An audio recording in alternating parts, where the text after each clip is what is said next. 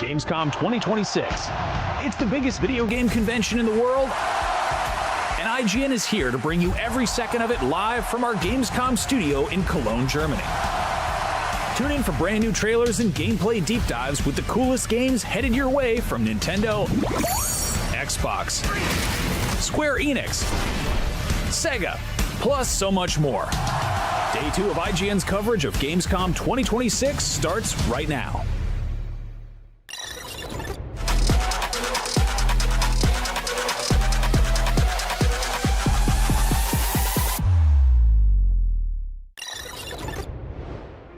Welcome to Gamescom Studio 2026. I'm Jane Douglas, here with Damon Hatfield and Max Scoville. Gamescom is always massive, but this year's show is especially packed. And this is just day 2 of 5 days of Gamescom Studio we've got lined up. And that's not even counting the Gamescom Awesome Indie Show 2026, which is happening at 8 p.m. Central European Time, so keep an eye out. There are so many games being shown off, it can be hard to keep track of them all, so be sure to head over to the Gamescom Steam event page and add your favorites to your wish list. We'll get to the games very soon, but first let's check in with Brian out on the Spotlight stage. Thank you guys so much. As you can see, Gamescom is awesome and crazy. In just a bit, we'll check out what's going on with the Witcher 3 DLC. Then we'll see what's going on with Warlock. But next, it's time for Fable, a fantasy adventure I can't wait to play. But first, let's see what's going on out there on the show floor. Hey! You're watching IGN's live coverage of Gamescom, the biggest and coolest gaming convention in the world. And up next, we'll be checking out Fable, The Witcher 3, and Warlock. All of that and more here at Gamescom. Fable is shaping up to be one of 2027's biggest games, and here at Gamescom, we got to see a little more of it to hold us over until then. Here to tell me all about it, it's Ralph Fulton from Playground Games. Game director Ralph Fulton, how the hell are you? I'm very well, thank you. How are you? I'm doing really well. How are you enjoying Gamescom so far? Loving it, absolutely loving it. Been a while since I've been here, but yeah, back in the stride of things. It's really busy. It's frenetic, but it's lots of fun. Good to be back. Yeah. So we're looking at combat specifically in Fable at the moment. A lot of emphasis on combat here at Gamescom. What can you tell us about what you're showing off? No, I think almost with everything we've started working on in this game, we always go back and look at the original trilogy first, right? And that's not to say that we're remaking that game. This is kind of a reboot. We've been really clear about that. The other thing we always do is we look at what are the games that we aspire to be like, that we'd love to stand alongside in the current market, because obviously the original trilogy is like a couple of decades old now, right? So we look at both of those places and figure out where we want to go. Now, combat for us is one of the many things in Fable that we'd never done before as a studio, right? So there was a huge learning process there. We were able to hire in a bunch of folks who had done combat and a bunch of other games that we admired and really learn from them about it. But the root of the combat system, I think, in our game is still inspired by the philosophy of the original trilogy, that they were all about strength, skill, and will, which really was about the combination of melee weapons and ranged weapons and like magical abilities, which are magical abilities being the thing that really sets heroes in Albion apart from the ordinary folks. So that philosophy is still there. What we've tried to do is really, I guess, bring it up to date. We want the player to be able to move between melee and ranged and magic seamlessly, fluidly, really simply, and stylishly, I think, as well, so that you can really show off what being a hero is all about. And for people who won't get to get their hands on it here at Gamescom, like, how is that going to feel like vis-a-vis the original games, like sort of one button kind of emphasis, that very streamlined, simple kind of combat? Yeah, so definitely not one button. That's not a place we've gone with this. Extremely difficult to do that and still maintain player agency, right? So being able to choose what it is that you're working, you're wanting to use at any given point. So as you can see here, this player is very easily and seamlessly combining magical spells and that repeater crossbow, which is kind of as close to a machine gun as you get in this kind of game, and then this massive hammer, which rounds out. Hammer. Everybody loves a massive hammer. So yeah, this is I guess a fairly powerful loadout that this player is Okay. is running with. What we're actually doing behind closed doors, where we're giving people hands-on, is allowing them to play this, which is a segment of a quest, which is maybe sort of mid-game, I would say, probably start of the second act, with 2 different loadouts, just so they can feel what the loadout does to their options and how the combat feels. Because really we want the player to be the hero. They want to fight how they want to fight, and a lot of that is what melee weapon are you going to take, what ranged weapon are you going to take, and what 4 spells are you going to stick on your spell quad that you can see down in the bottom right of the screen there. I was looking at some gameplay earlier, and I saw the magical blade spell. Yes. Personal favourite, I think, like iconic. Iconic. We could favourite not leave spell. that out. We felt. Absolutely. Yeah. What kind of other spells can we expect, and what variety? Like how many spells? What kind of diversity of spells? So it's a good question, actually. I should probably have learned the numbers before I came on here. But I'll talk to you about the spells that we have here. Yes. You just saw lightning. That's on cooldown right now. We love lightning. We've actually included it in both of the loadouts in the hands-on. Okay. Just because it combines really well with other spells, like Suspend, for example, and it also looks super cool. When it's leveled up to its max, you get this great chain lightning effect that happens, super powerful. Bags of fun in a sort of big enemy dungeon like this one. We also have Fireball, again, classic. Can't not have Fireball. Can't not. Yeah. That's, again, like all of our spells, you can level it up. So, you know, when you first get it, which is actually when your heroic powers emerge for the first time in childhood. So it's your first spell? It is the first thing that comes to you when you're in great peril and you're protecting your adoptive brother. It's a fireball that comes out. I don't know if that's ever happened to you. It didn't happen to me, but it happens to your character right at the start of the game. So that's one you have right from the start of the game. Actually, I noticed it's not equipped in this particular loadout, but we'll keep talking about it because it's fun.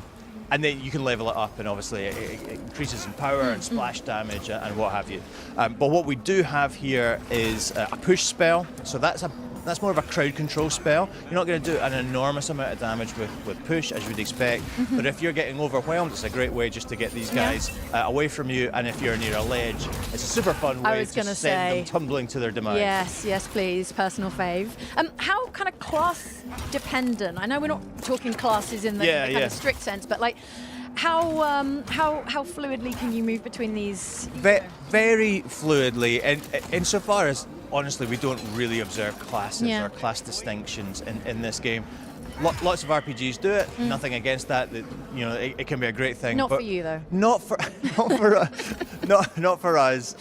Freedom being one of our sort of guiding principles, and allowing the player maximum freedom of choice. It felt like, let's not put guardrails in, let's not gate anything behind previous decisions. So you can pretty much equip the loadout that you want to at any point during the game. Okay. How does that kind of marry to the skill tree in Fable? Like the kind of class freedom versus the kind of skill tree? Absolutely. So really what you're doing is you're completing quests in the game, you're exploring the open world to gain skill points, to go into the skill point and unlock things. Not a revolutionary concept, I admit, but nevertheless something that works super effectively. We've employed it here. And then it's really about picking the spells or the skills or the abilities that you want, that complement how you want to go into a fight. Because really that skill tree is predominantly about how you're going to go and fight enemies, creatures, and what have you that you encounter through your heroic journey. Okay, so I really love magic blades, and I just want to get to the end of that kind of branch and get the highest version of magic blades. Yes, absolutely. Okay, cool. Can you respec your skill tree, and does that cost you? You honestly don't need to, because we don't stop you earning, and we will allow you through play to earn everything in the skill tree, so you can just almost respec for free, I guess, is how it works. Okay, so by the end of the game, you might just have literally everything in every branch of the entire skill tree. And again, we went back and forth on that. There's something we had a lot of discussions about in the studio, and there was a camp who were very much into sort of consequence-based progression. You know, if you make a decision here, then that is going to put you on a path that you would need to respec and pay to move. But where we went ultimately is just in service of being the hero you want to be, allowing you maximum agency, maximum freedom of choice. That's the direction we've gone. Okay, so like moving away from the idea that to have this, you're going to have to sacrifice this other thing. Exactly. Okay. Okay. All right. What are we looking at now? That was some lightning, I believe. That was some lightning, and it was Yes. chaining around, and that was a perfect evade. So that, again, that's a skill that you can buy from the skill tree and become super effective if you're an evader rather than a blocker. And as we've worked in this game, we've found out that people are one or other. Okay. I love a bit of evading myself. So perfect evade is a great way of turning evade into a really devastating attack, which I'm sure we will see as we move forward. Again, they smash up good with this massive hammer. It is absolutely the right melee choice for this particular dungeon, which comes, as I said, like maybe sort of the start of the second act, kind of mid-game. And we're here with Humphrey the Golden, who you might remember from a showcase trailer we did not so long ago. We are on the hunt for Isabel, who we met in our June showcase trailer, played by the amazing Hayley Atwell. None other, yes. I know, right? Like starry-eyed, and she was brilliant. She plays our main antagonist. I won't say much more about what her role in the game is, but we are looking for her, and to get to her. Her flooded village, we are going through an equally flooded mine, which is populated with members of our undead family. We just shot a wraith there. They are pesky because if you leave them unguarded, they're going to dive back into the ground and spawn a bunch more of these hollow folk. Hate that. And these pips above the health bar. Yeah. What are these? So these are ways for you to recharge your health. If you're getting low, you press up in the D-pad, you spend one of those just to bump it back up again. And health management is kind of part of the difficulty experience within our combat, our combat in the game. Oh, yep. So push off a ledge there, super effective. Lovely. And difficulty is another thing we're talking about this week. Again, the purpose of giving folks 2 runs of the same sort of dungeon is to allow them to bump up the difficulty and see how that affects you. We wanted to make sure that folks understand that you can bring your ability level to the game, and the game will be able to match you with varied difficulty levels. You know, so that's if you're a person who just wants the story, you know, isn't really interested in challenge, isn't interested in dying, and there are lots of people that are just there for the narrative. We have story mode. That's for you. But above that, there are then 3 difficulty levels going right the way up to Master, which Master will give you a really big challenge in terms of difficulty, and it's not for the faint-hearted. Or maybe because if you're in it for the sort of life sim, social sim like stuff, then maybe that's the version of the game for you. Exactly. You just want to cruise through the combat and not really worry about dying and not really worry about having to repeat because you want to get back to your multiple spouses or whatever you have. Yeah, that's probably for you. All right, we're running low on time, but since you mentioned Hayley Atwell, when I think of Fable, I think of like iconic British actors. How does that casting process like work for you? So we did as well, right? Yeah. And if you go back to those original games and you read through their cast list, it's a who's who. It's unbelievable. We felt like we had to do something similar, but with a more modern cast of British actors, British comedians, who we've been showing off a lot in a bunch of our trailers. Honestly, with someone like Hayley Atwell, and for the character of Isabel, we were just kind of like, okay, who's your dream cast? Oh, so you like Blue Sky? You're totally, like, yeah. If we could get anyone, who would it be? And then when Hayley was interested, we were kind of not flat, and we spoke to her, and she was not massively into games, but super keen on Fable, super keen on the character that we presented to her, and she really brought just incredible discipline and professionalism to the role and to the performance capture process, and it was just a delight to work with. Yeah, she's been very cool so far in what we've seen. Yes. So Ralph, thank you so much. We're running out of time here on the stage. Really looking forward to Fable coming in February next year. February 23rd next year. Thank you for having me. Indeed, thank you so much. All right, Fable hits Xbox Series, PC and PlayStation 5 on February the 23rd. Be sure to stick around for our hands-on impressions of the Fable demo here at Gamescom. That's up next, right here on Gamescom Studio.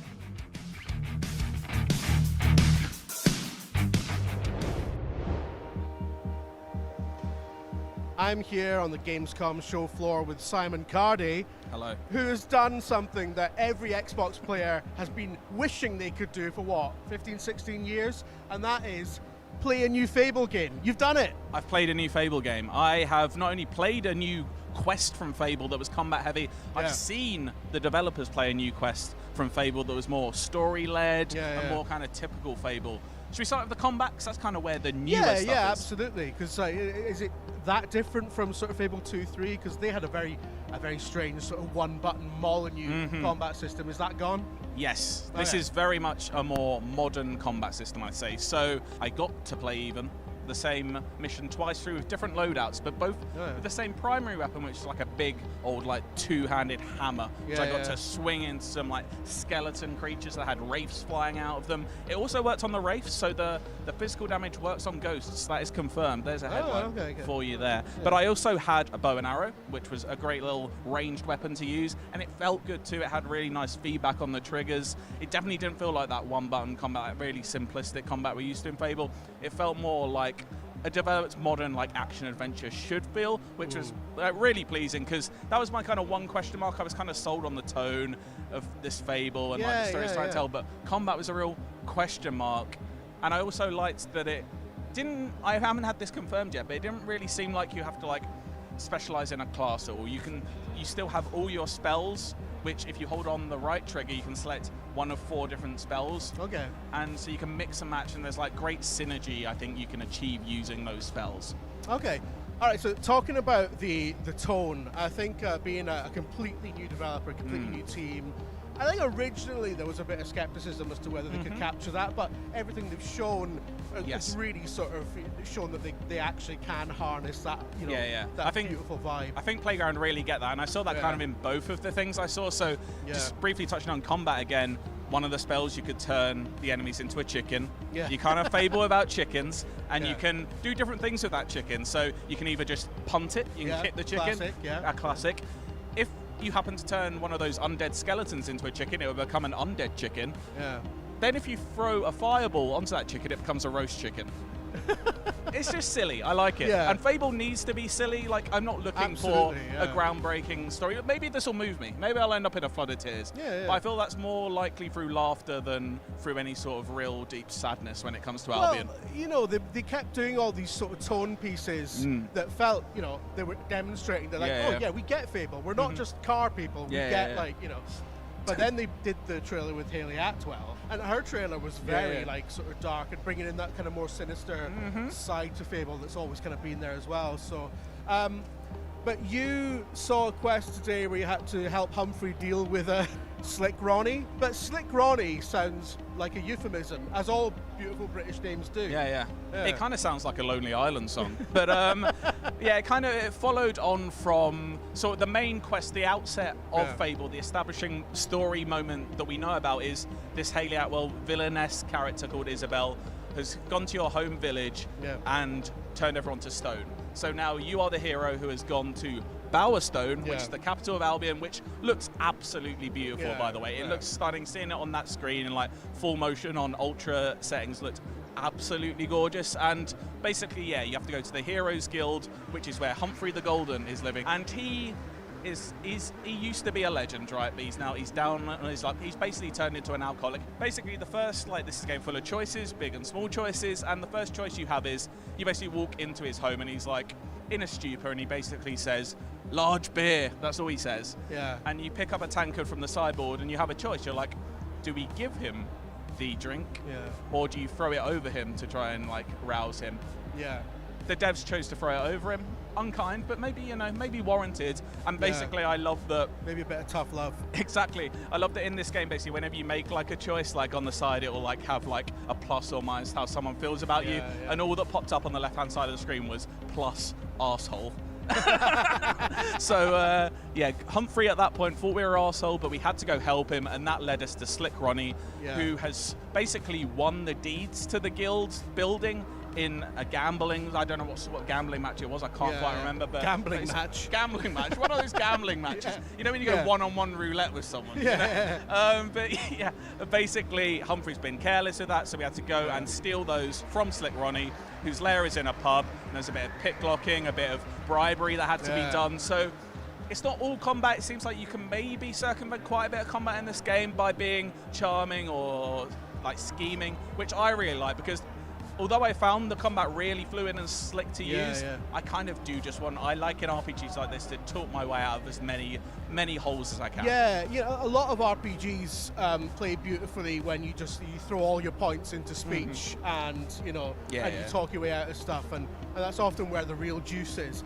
Fable originally, like, you know, the classic trilogy, which is brilliant and I love it, but it is very like, go and kill this guy or go and batter something. So it's great to hear that it's got some of that, you know, much more kind of, you've got some choices, you've got a bit of fluidity to how you can solve things. That's awesome. I'm really looking forward to it now. I feel like it's one where I was already really looking forward to Fable, but as we said, I kind of had those initial doubts maybe of like, okay, it's a new studio. They've only, as you said, only done driving games before. Like, they're having to build combat from the ground. They've never done it before. They might have brought in people that may have helped with that, but like, it really is.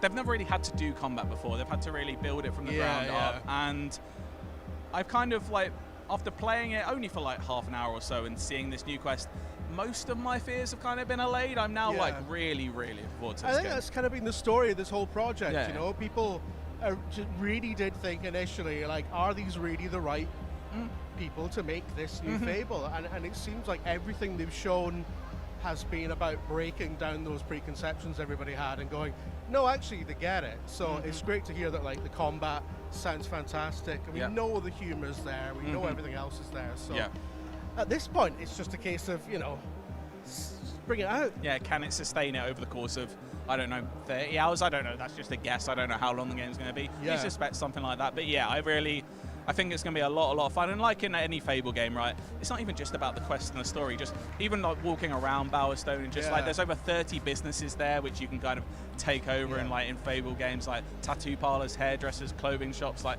you can customize it all to your heart's content and have whatever family you want as well. It's you know, we were playing in the demo as a female hero who had a spouse called Elliot and a daughter called Daisy, and we went to their home and met them and they seemed lovely. And you know what?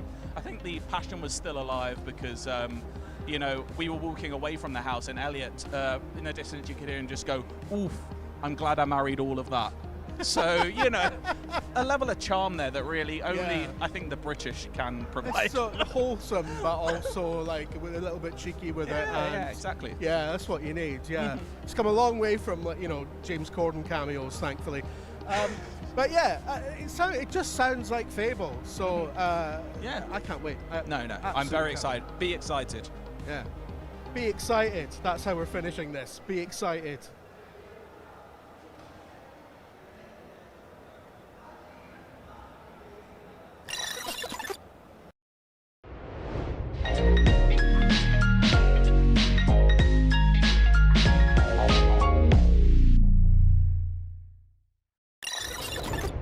IGN's coverage of Gamescom 2026 is presented by Fable.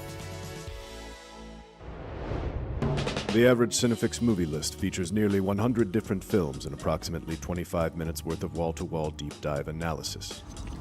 To simulate that pace for this 30-second ad, we're featuring 26 different films, and before you say it, no, that math does not check out. We're not math people, we're movie people. We can't even count down from 10 without ending up at, like, 96. Subscribe to IGN Movies and TV for more Cinefix movie lists. Bad at math, great at movies. Can't find that final collectible you're missing? IGN strategy guides and interactive maps are here to help. One step at a time. IGN guides are trusted by millions, easy to use, and best of all, free.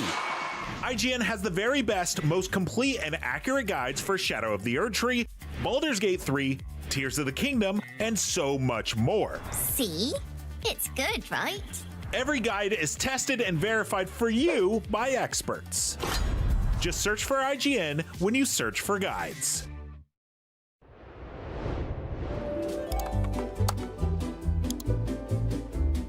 IGN Plus is where your adventure begins. What are you selling?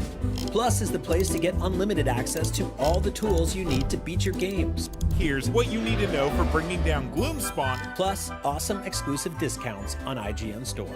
Maybe this would tease open your money pouch. Plus, ad-free browsing on IGN.com. Plus, unlimited game help tools like premium interactive maps with your own custom map markers, filters, marker notes, and more. This will come in handy. Plus, access to sweepstakes, giveaways, and free game keys. Wow! Exactly. Want more? Head to IGN.com/plus and start your adventure today.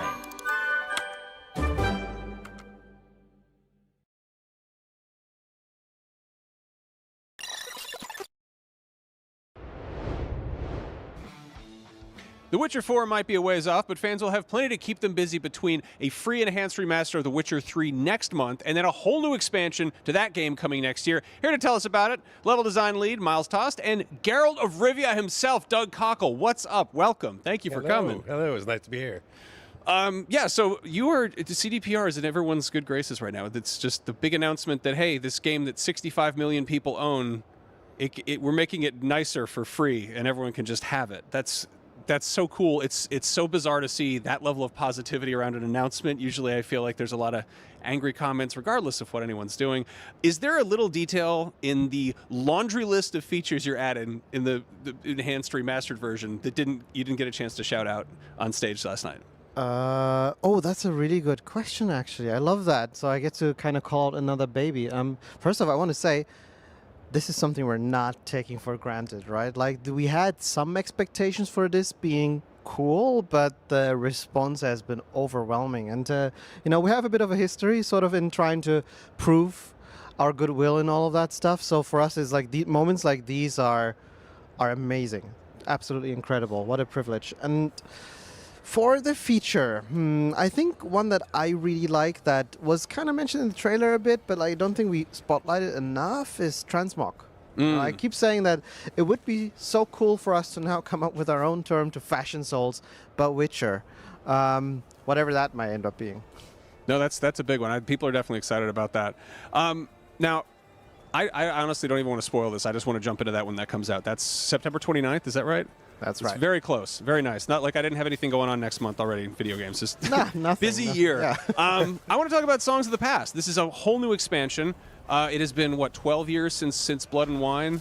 Where does this take place in relation to Geralt's previous adventures? And Doug, what's Geralt been doing all this time? Where has he been? Well, as we know, he's been at Corvo Bianco, tending to his vineyards, drinking some fine Redanian red here and there, inviting guests to come and join him, Triss, Yen, Dandelion. He's been having a great time. Seems like a good time. And I get the sense that Dandelion's in kind of a bad situation in this expansion. Is that right? When is he not? Yeah. So we're heading to his hometown though, and kind of seeing where he came from. Yes, exactly. So in this expansion, we are stepping up as Geralt to once again help our best friend. It's almost like an iconic friendship, right? Between this how do we say it even in the demo? Like the silent type, the big silent type, and like the fun minstrel. Yeah. And this brings them to Letten, and Letten is Dandelion's homeland. It's a super, super cool new region, which is cool because it, like Toussaint, like Skellige, like Velen, it has its own unique identity, both in terms of landscape, culture, the demographics, and it's a super fascinating place that I think a lot of people will really, really enjoy to explore. Nice. Now, Geralt's had like a lot of adventures since the last time we saw him in a game. He had his own Netflix show. He got a new book. He got 2 anime movies. He got a stack of comics. He went from being like kind of an esoteric figure to like a household name. Like he's a big deal. Doug, how has this changed your approach to playing Geralt? Have you found that there's like more pressure now that he's like legendary? Like what's your outlook on that? It hasn't really changed my approach at all. It's interesting that you say has it made more pressure. Yes, a little bit because so many more people are aware, and I don't want to disappoint. I want to do what we've always done and, create the character that everybody loves. And I think that I will, but there's so many eyes on it now. There is a little bit of pressure, yeah. Plus, I mean, we're sharing that pressure in the sense that we are opening this sort of new chapter, right, after doing Blood and Wine. And I think it's such a cool moment in terms of, like, how do you reason with that? That like, is it really worth it to kind of open up Blood and Wine and go for one more? But I really think that we have this super cool story to tell, and I genuinely mean it when I say that we wouldn't be doing it if we didn't think we could do something cool. Nice. I mean, in the time since Witcher 3 came out, a lot of people have played it and then replayed it and then probably replayed it again. And I know some people they're hesitant to do a whole new replay. They love it, but it's like, I want to see the new thing. Is there an option to sort of jump in midstream? I know with Phantom Liberty, you could basically skip the prologue and Act 1 of Cyberpunk and kind of just jump in there. Is there something like that for Songs of the Past? Yes. Yeah, we had it with Hearts of Stone and Blood and Wine as well. So if you are coming back just for the expansion, there's an option to jump right into the game there. We will basically pre-create your Geralt, give you equipment, give you skill points and all of that stuff, so you will be right on your way. Just off to the races. Doug, it's been almost 20 years since the first Witcher game. What was your first impression of this character? Because he was a relative unknown in English-speaking countries then. Yeah. What do you remember how he was pitched to you? He was pitched to me as an emotionless monster hunter. And you're right, the books weren't out in English when we started recording Witcher 1, so I didn't have that resource. I had to rely entirely on CDPR to describe the world and the character, and they did a really good job of that. And we had character art and things like that that helped a lot with that. But yeah, he was. I think when I went to the audition, that he was just described as an emotionless monster hunter with a gravelly voice, and that's where it started. Has your impression of him changed since then? Like, I feel like I don't. Yeah. I feel like Geralt might be emotionless. He just seems. I want to hang out with the guy. You know. Yeah. He seems pretty chill. I don't know. Yeah, especially if they're drowners hanging around the pool. You know. Yeah. My impression of him has changed a lot, and I think that's from time with him, and also because the writers at CDPR have learned more about him and have made decisions that have given me more to cling on to as well. If you play through all the games, Witcher 1 to Blood and Wine, you'll notice that Geralt has more and more of an emotional life, and he becomes more complex, and that's really exciting. And we'll see where the next one takes us. Neat. Now, speaking of Witcher 1, he's finally getting the silver chain in the new expansion. This is a weapon that he had in the very first cutscene and in one of the very first short stories, but it's never actually been playable until now. Doug, a lot of people were looking at this and they're like, this looks like Mortal Kombat. Could you possibly give me Geralt's rendition of "Get over here"? Like, how would he deliver that in the heat of battle while like throwing that chain out? Get over here. Yes. Can we just capture that again and just put it in? I feels love like, that. yeah. This is awesome. So having weaponry from sort of his earlier career, is there a possibility that's going to pop up again in the Witcher 1 remake that was announced in 2022? Is there anything you can say about that? That's a nice trick question. I see our PR handlers getting very nervous over there right now. No, we don't talk about that. Fair enough. No, I get that. But no, in terms of stuff you have announced that's upcoming things, does the new expansion tie into The Witcher 4 at all? Like, is it... I mean, obviously, it's good to refamiliarize people with this world jumping in there, but would you see this as more of like an extension of Geralt's story, or is it almost a prologue type thing, or is it just is it sort of somewhere in the middle? Mm-hmm. It's definitely an extension of Geralt's story. Like, this was the initial concept that we even had like a few years ago. The idea that we want to create, or we have one more story to tell for Geralt before we pass on the torch to Ciri. And this is also how we're kind of viewing this expansion in general. It's very much Geralt front and center, and everything else we'll have to see. Okay, yeah, I don't want to spoil too much. Going back to the enhanced remaster, of the many features you've got in there, you know that there's changes to combat, there's changes to traversal. How do you incorporate that stuff without sort of breaking the game? Because it's all kind of, it's all a house of cards there.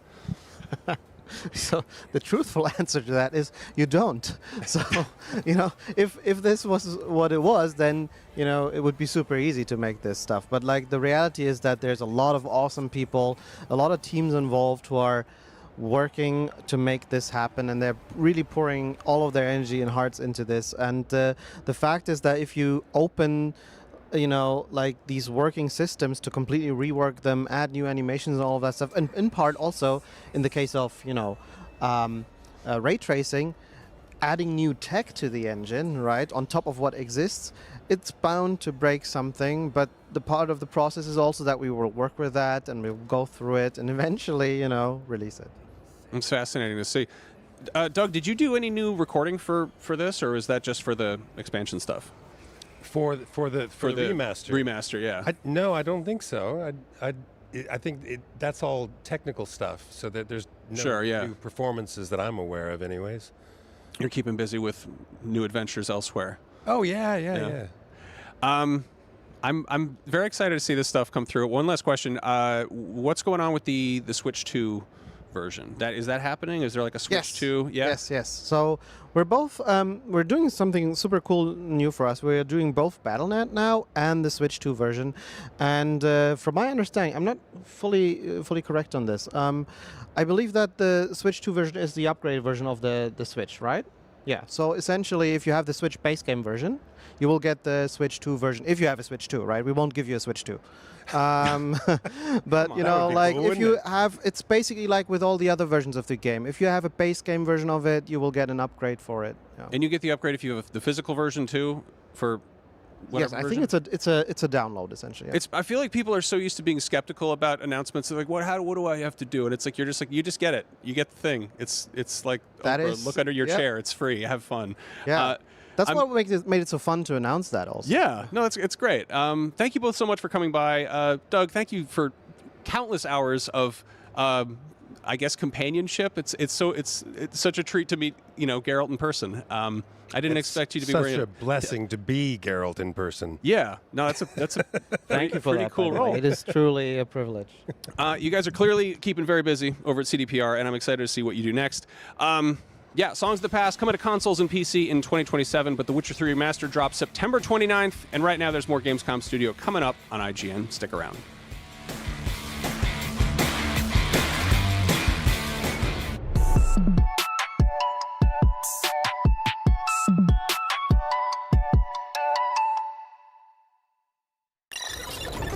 Do you want to be the very best like no one ever was? Streamline your journey to becoming a master trainer with Planet Pokemon. Choose your Pokemon, filtering by type, stats, or game availability. Then use the full team builder to assemble an unbeatable lineup. Plan out the optimal set of moves, items, and abilities. Plan your dream team today at planetpokemon.com. Catch up on all your favorite shows with up-to-the-minute gaming and entertainment news with Geek Media Podcasts. Welcome to a very special episode of IGN GameScoop. GameScoop has you covered for all things gaming and the latest game releases. Tune into Podcast Beyond for the biggest PlayStation news. Man, this is a cool-looking trailer. Everything Xbox on Podcast Unlocked. This is Steve Downs, the voice of Master Chief. Catch up with your Super Nintendos on Nintendo Voice Chat. Let the kids love what we love. And get all the latest console news and rumors with Next Gen Console Watch. Now Xbox and Phil Spencer are even saying that a mid-gen refresh isn't even necessary. The Cinefix Top 100 podcast picks a movie every week to celebrate and debate. It's kind of every movie's grandpa. Geek Media Podcasts, the best podcasts from around the world.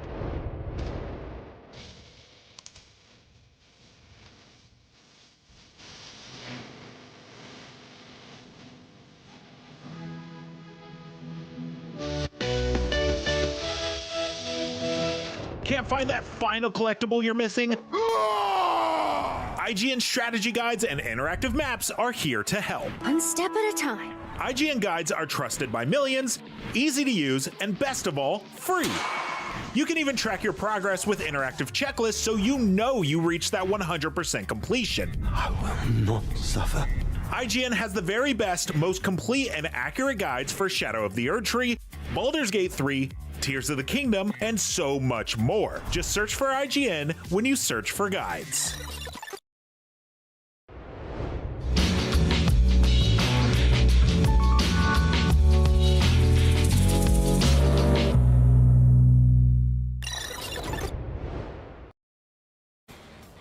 Warlock is a brand new open-world action-adventure set in the realm of Dungeons & Dragons. Here to tell us about it, Dominic Gay from Invoke Studios. Welcome. Hi, thank you. Dude, your game looks sick. Thank you. It's always nice to get like a big reveal of gameplay like that. Yeah. And kind of really seeing a game in action and get a sense of like what you're doing. Yeah. You had big, huge CG trailer last year. And Yeah. It's nice to kind of let the cat out of the bag. A thing that jumped out at me right away is just how tactile this all looks. Which is kind of what you want from a D&D game. We're used to D&D being very turn-based, but also rewarding player creativity. Can you tell me a little bit about, I guess, some of the systems and mechanics that you're incorporating and how that really allows for imaginative play? Yeah, the game's really centered around making creative use of magic, so that was kind of the center for us. We wanted the player to be able to experiment with spells in real time, spells that maybe some players have used turn-based before at the tabletop. So that's the whole purpose of the game, and the center of it, making use of these spells both to explore the open world, to solve mysteries, but also in combat, obviously, always in combination with the character's weapon master abilities. Which was the hardest spell to, I guess, put into a real-time setting? I wouldn't say one was worse than another. Every time we design a spell, one of the ways we challenge ourselves is to think of how they could be useful in multiple contexts. And we're also thinking of how players could combine these spells and use them smartly in the environment to almost break the game in a way, find their own solutions to problems. You saw how we burned that bramble and then we could gather some water, put it off. So underneath there's a lot of systems running and we just build spells on top and let the player loose with them. No, I love that kind of sandbox. I get the sense that, is there like a dash of Metroidvania in there? Like if there's spells you don't know, is there stuff you couldn't go do? Yeah, that's an interesting perspective. In a way, yes, but not in a binary way like a Metroidvania. So as you gain new powers, new spells, it lets you get your reach in the open world to be broader and broader, reach new places, find secrets. So definitely you want to grow in power to get to find all the secrets in our setting. It is a fully open world game, but we're thinking about it in an exploration driven way. We want the player to go out there and not just follow a waypoint, but really engage with the world. And like you see here, right, you're investigating a trace on the ground, and through that you'll organically unlock a side quest basically. Cool. And there are dungeons. It's a Dungeons & Dragons game. Yeah, there's a dungeon right there. You I can have see to, it. right, yeah. I guess in terms of how the world's structured, do you kind of just get spat out in the middle of it and you can go any direction? Is it really just fully like open from the jump? It's fully open. So at the beginning of the game, you're thrown into this weird setting that's called Darkon. And it's a domain of dread on the brink. There's a lot of chaos going on in there. There's a power vacuum.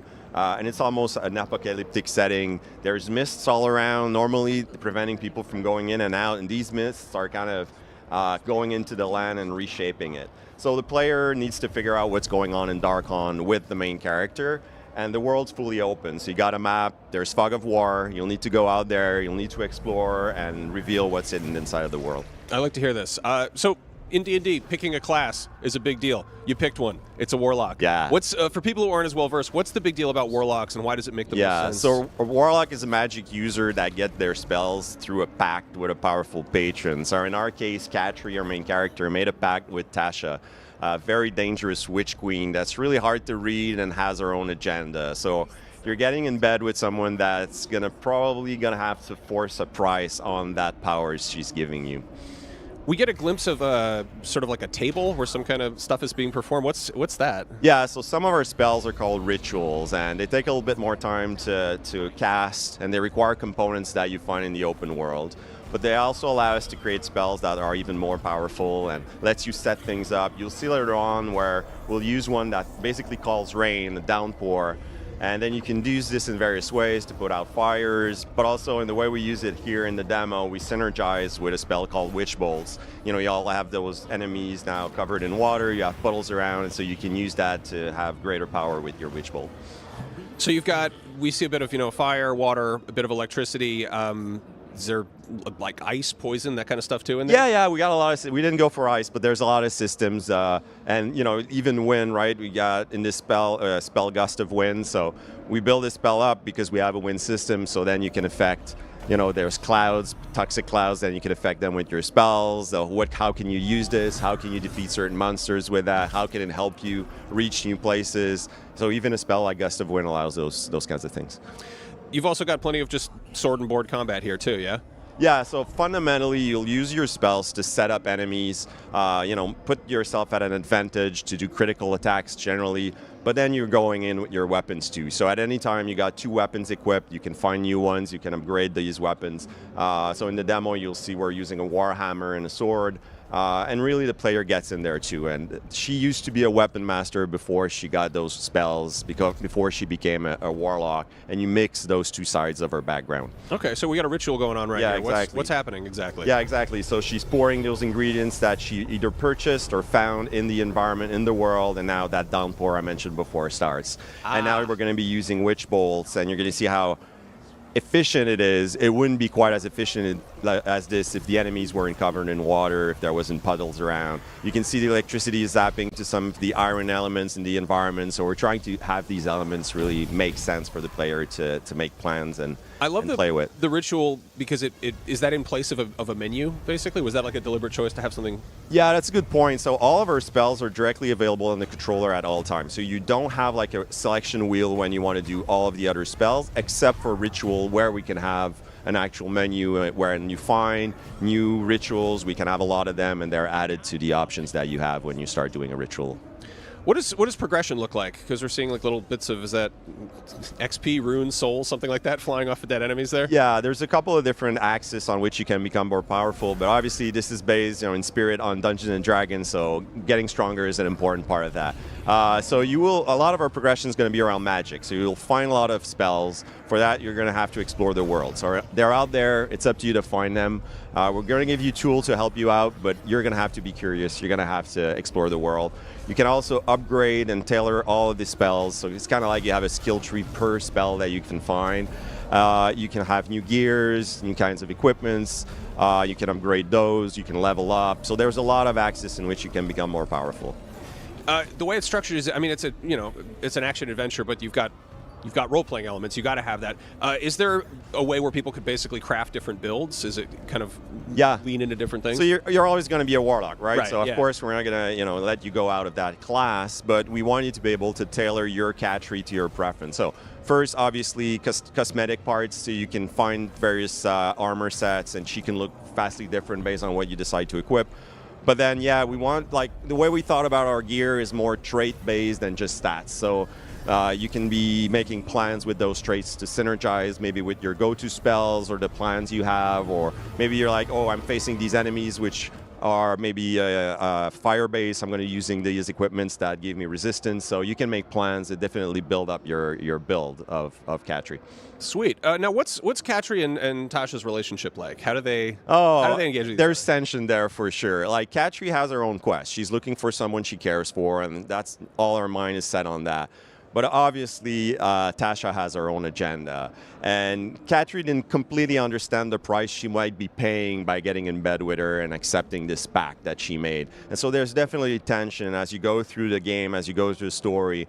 More and more of Tasha's agenda is going to get unveiled. And there's an interesting kind of arc to this for us to play with. I like that. No, so Katri's an original character, right? Like brand new? Yeah, absolutely. But Tasha's been around for a cool minute. Yeah, she's for like a long time. Gary Gygax creation. Yeah, right? yeah, for sure. Like, she's legendary within the universe. How much are you kind of pulling from existing lore versus kind of crafting your own version of her? Oh, we're definitely pulling from the lore. I mean, some of it is deep cuts, but it's super inspiring for the team. So we're going to tap in her story, her background. She's lived multiple lives. She's been in different dimensions of Dungeons and Dragons, so she's seen a lot, and that's something we love because it gives us a lot of options for stories to tell.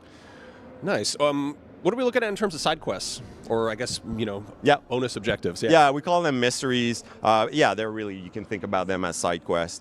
So a lot of them, we try to ground them in the world, so they let you find more about the lore of the Archon, what's going there, what's happening there, how are people living, the problems they're dealing with.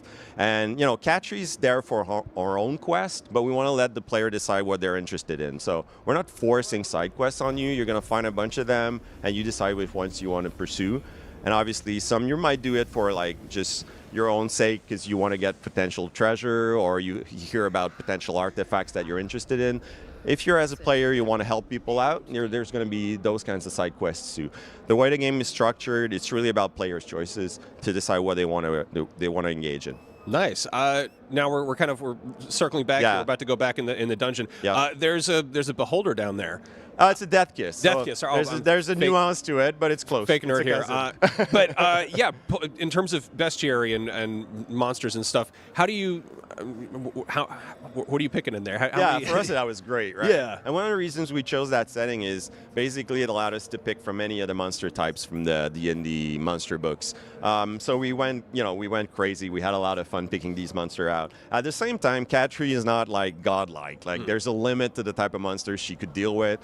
We wanted to make an immersive single-player game, so we can't have you facing a horde of dragons. So we were smart in picking things that made sense for one character to deal with. But yeah, we had a lot of fun. So there's a lot of variety for you to discover and fight in there. Do you consider that a boss fight or a mini boss or just a big enemy? So yeah, that's just a big enemy in there. Like he's tough. So at this point in the game, if you look at the progression for Katri, he's somewhere mid-game. Like we would be able to deal with that character, but we actually had fun in avoiding the fight in this sequence because we also wanted to show that it was a valid strategy to not engage and to use your spells to get out if you wanted to. Again, that's players' choices.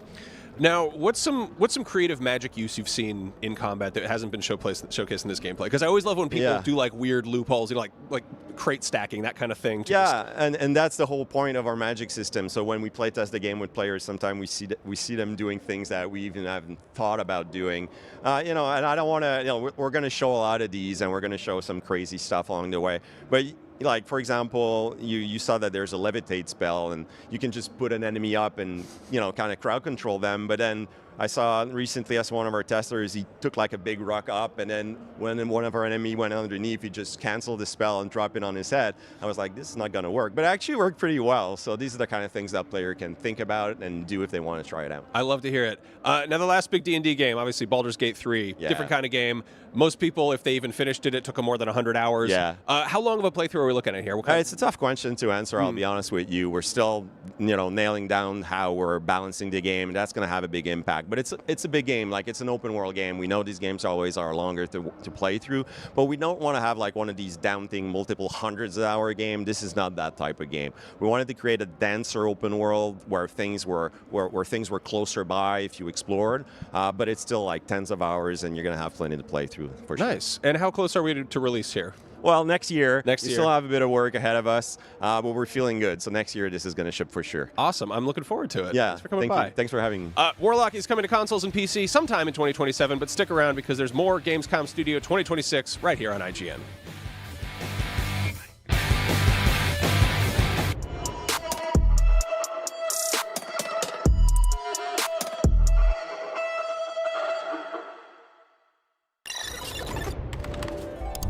IGN Store has everything you need to level up your life. Red 6 standing by. Refresh your wardrobe with official gear you won't find anywhere else. From Fallout, Expedition 33, Romeo's a Dead Man, and more. Treat yourself to the coolest collectibles like an adorable SKA plush, your very own Assassin's Creed Hidden Blade, and a fully functional Pip-Boy 3000. Or kick back and relax to your favorite video game soundtracks on vinyl. Whatever you need, IGN Store has you covered. Head to store.ign.com and start shopping today. Can't find that final collectible you're missing? IGN strategy guides and interactive maps are here to help. One step at a time. IGN guides are trusted by millions, easy to use, and best of all, free. IGN has the very best, most complete and accurate guides for Shadow of the Erdtree, Baldur's Gate 3, Tears of the Kingdom, Call of Duty Black Ops 6 Zombies, and so much more. See? It's good, right? Every guide is tested and verified for you by experts. Just search for IGN when you search for guides. Do you want to be the very best like no one ever was? Streamline your journey to becoming a master trainer with Planet Pokemon. Choose your Pokemon, filtering by type, stats, or game availability. Then use the full team builder to assemble an unbeatable lineup. Plan out the optimal set of moves, items, and abilities. Play to your strengths by analyzing your team's resistances and offensive coverage. Or really maximize your Poke potential by digging into the stats by adjusting EVs and IVs. and save multiple team builds for different strategies in different games. Plan your dream team today at planetpokemon.com.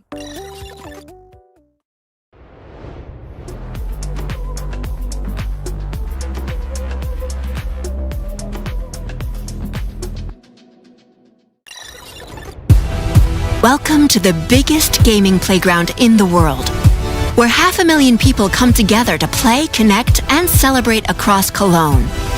1,600 exhibitors.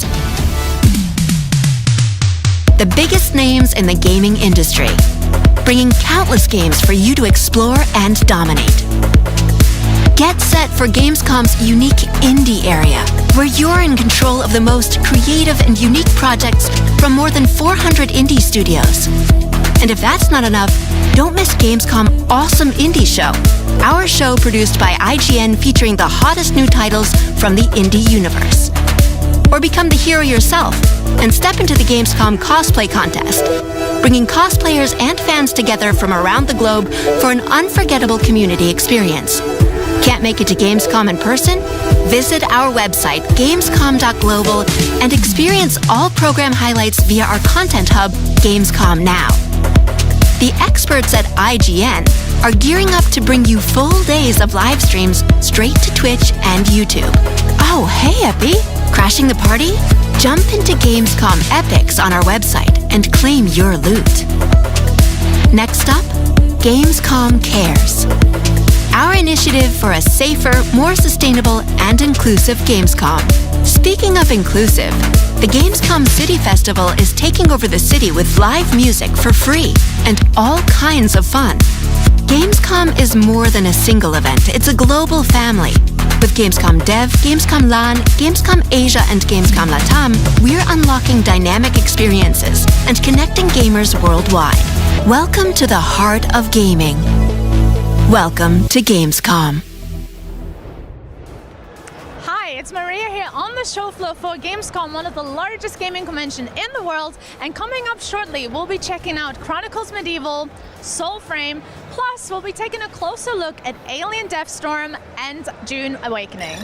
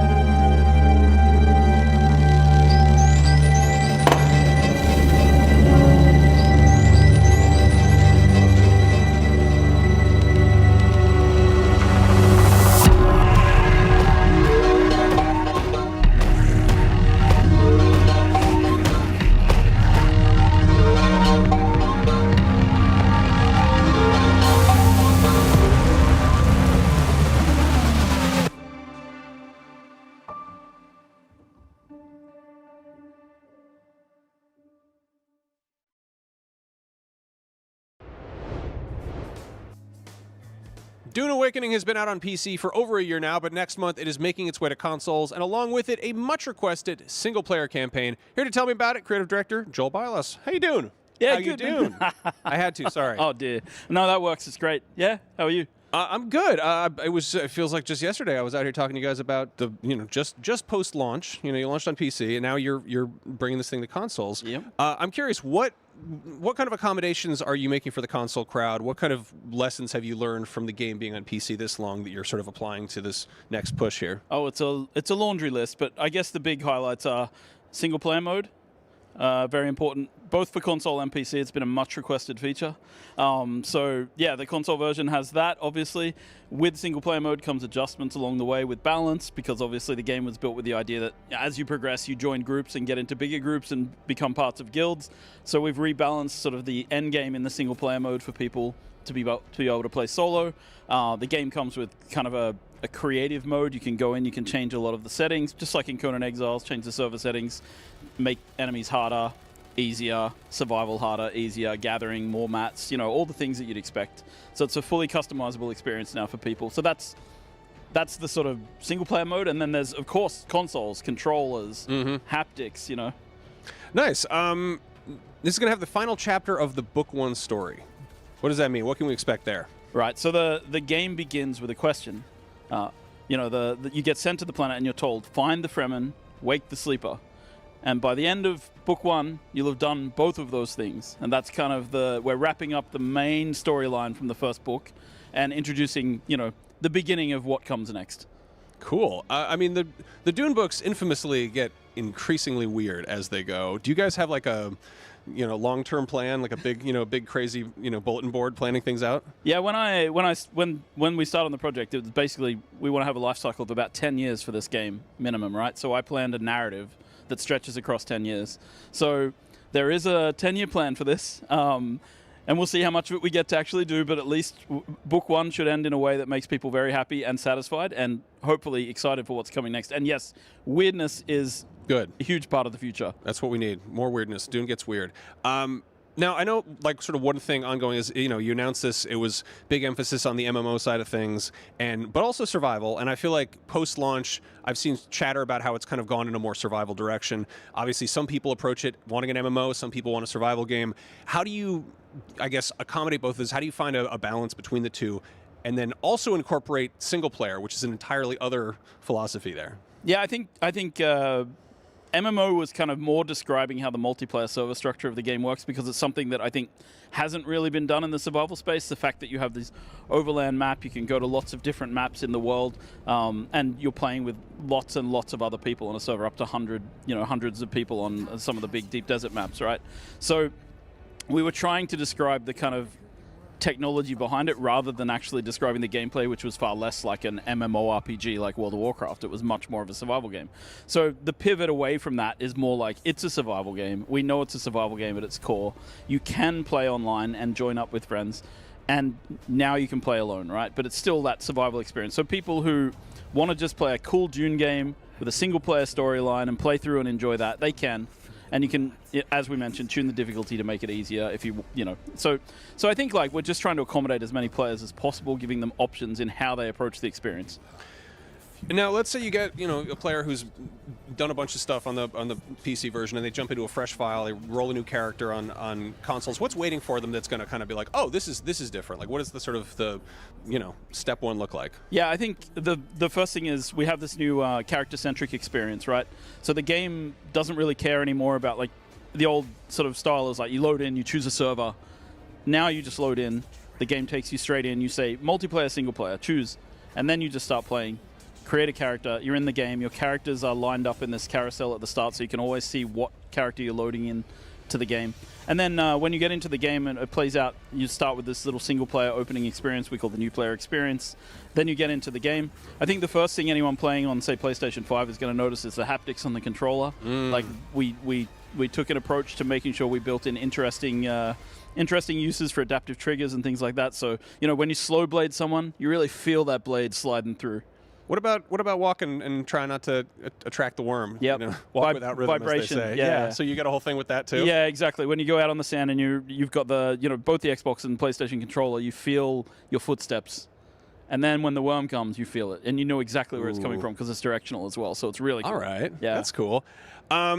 There's a whole new Dune movie coming out. Obviously this is a separate universe and all that. Do you have any content lined up to sort of coincide with that, or is this just a whole other thing? No, I think the movie's coming out later in the year, and we're hitting a big update with the polar caps of Arrakis, a never before seen part of Arrakis. It's mentioned in the books, but it's never shown, and it's not in the films either. So it is going to be a really cool new adventure playfield in the game for people to explore. It reignites the survival experience of the game with the new survival setup as well. And that's going to come out later this year as well. So coinciding around the movie, yes, and giving people a bunch of things to do, new things. Sweet. What's the most requested thing that you've seen from the community that you're still working on? Like, what's the thing? Yeah, obviously, you just get single player, and I'm like, yeah, what else you got? But like, what is there anything that you're like, yes, we hear you, we're working on it, that you want to kind of get out there? Yeah, actually, funny, I've been talking about that a little bit with people. People are asking for lots of different things. One of the big requests I see from people a lot is the companion system from Conan Exiles, the thrall system, like being able to bring people with you on adventures. So people have been asking a lot about that.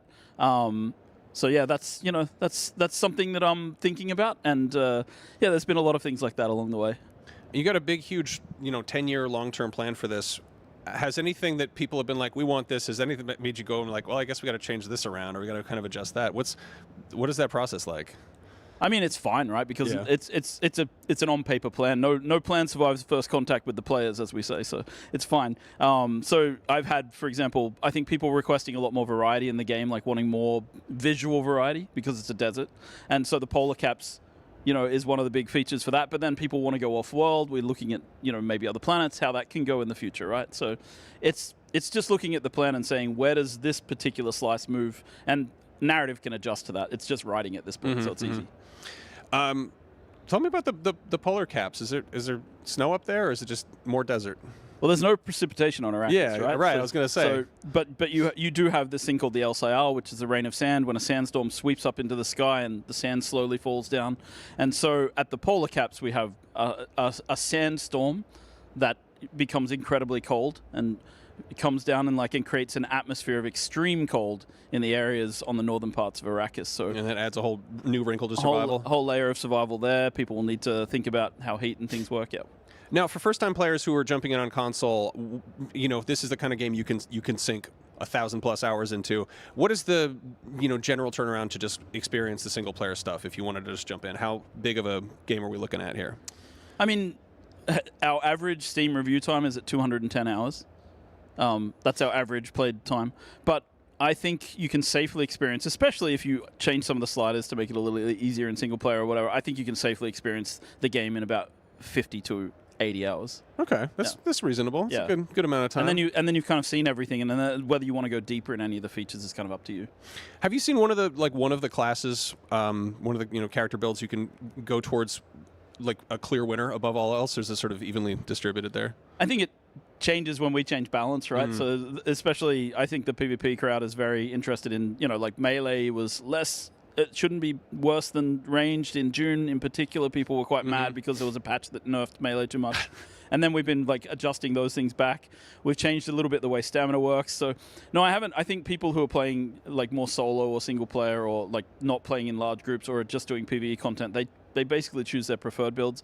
There are builds that do better in AoE mob situations where there's a lot of enemies. Builds that do better one-on-one. So it's kind of been okay, but yeah, the balance. It's like with all these online games, we tweak a little bit. Suddenly the new meta.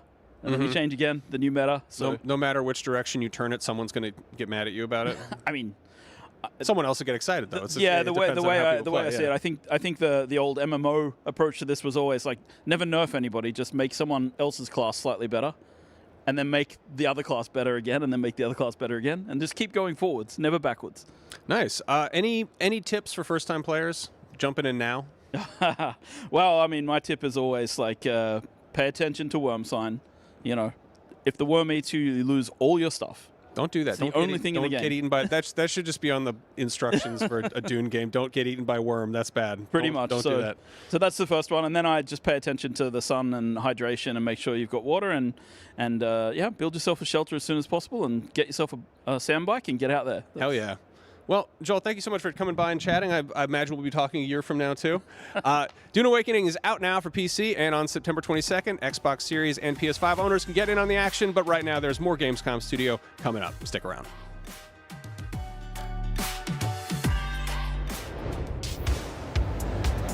I'm standing in the one place you definitely don't want to make a sound unless you like getting up close and personal with a Xenomorph. I'm Maria, and I'm here joined by Anna Sopikova, the art director of Alien Isolation 2, to find out how they're planning to terrorize players even more with the second game. How have you been finding Gamescom so far? Oh my god, amazing. It's just so cool to see for the first time real players coming in to play our game. And already the queue is massive. I did not expect it to be that busy. But yeah, I think for us it's just so exciting, unbelievable. So Alien Isolation was a very claustrophobic experience. What were the challenges of bringing it to a more open world? What were you planning on doing with that? I mean, for us, it's a mixture, and we like to play on this mixture of the old and the new, because obviously the claustrophobic interiors that people loved from the first game, they're still there, and they're not going anywhere. But now with exteriors, we have all sorts of opportunities to kind of really expand and build upon it. So obviously with the weather, being what it is, it's not really, you don't want to take a summer vacation here, I wouldn't recommend. Yeah. But we got the wind, the fog, the rain, and it's all coming in, and how will you survive? How will you adapt and survive to these conditions? When the fog comes in and you can't see like 2 meters in front of you, and then the rain starts and you can't hear the aliens' footsteps. So it's just taken all these elements and bringing them in together with the alien being unscripted and as terrified as it ever was. And that kind of for us is the secret sauce for the exteriors and the sequel. I'm actually already terrified. The first game was so scary to me. So now there's a lot more elements that you have to kind of like be aware of. And with that, I was wondering, now that we're being outside, did the Xenomorph change a little bit, adapt to, the open area? Well, he is smart, so of course he will adapt. We're not going to go into too much detail as of yet, no spoilers. But yeah, obviously, you as a player, you'll have to learn how to survive in these extreme conditions, and the alien will have to learn how to hunt you as well. So it's not going to be an easy ride. Okay, and then I was wondering, obviously we're going to Blake now as opposed to Amanda Ripley. How does that kind of change the gameplay experience? Is there any changes to it? I mean, we're really proud of Blake, and I think for us, the fact that she's a Weyland-Yutani executive, it kind of brings a slightly different angle to the franchise, because we haven't really played as a Weyland-Yutani employee before. So that's really cool for us to explore. As for the gameplay, I mean, we're still quite early in development, so we're keeping it under wraps for now, but expect exciting things. Well, then I was kind of wondering, will Blake get any new tools that we'll be able to use, and how does that maybe affect the stealth mechanics in the game? Ooh, that's a great question. I mean, yeah, you will have a range of tools. Some of the old favorites will make the return. I mean, I'm sure people have seen the key art, the motion tracker is still very much there, so you can rely on that. But yeah, you will have some new tools as well. But yeah, I think ultimately it's all about the sandbox gameplay, and because it's unscripted, it's going to be different for different players. So some people really like to rely on noisemakers and molotovs, and the flamethrower is a big fan favorite, and others really like just to hide in the locker, and that's me. And it's a valid tactic. So I think really for us it's all about giving people the options and kind of just having this, supporting this range of play styles so that you can make the story of survival your own. And that's I think that's what makes the game special.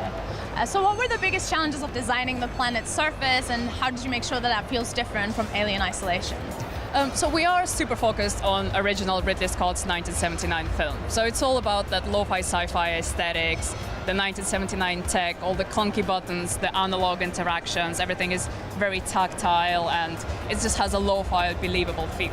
So obviously, the film takes place on a space station, it's not on the planet. But for the art team, because we have a really great relationship with 20th Century Games, and we still have the archive from the Fox available to us, and it's just a treasure chest of all the different images, and we can really just dissect the sets and the props and really dive deep into how they built them, kind of how all the buttons were made, what kind of materials they used, and kind of by really diving deep into that, we are able to deconstruct and then build upon that foundation to build the new spaces. So I think the team has done a great job of kind of just really having that super in-depth knowledge of the source material, both the film Alien and the first game, and kind of taking that and adapting it to the planet's surface. I know you've already touched on it a little bit, but did you look at any other media in the Alien franchise and took inspiration from it for Alien Isolation 2? I mean, it's great to see the franchise evolving, and obviously it brings new people in, and we're all about that. Like, it's great to see.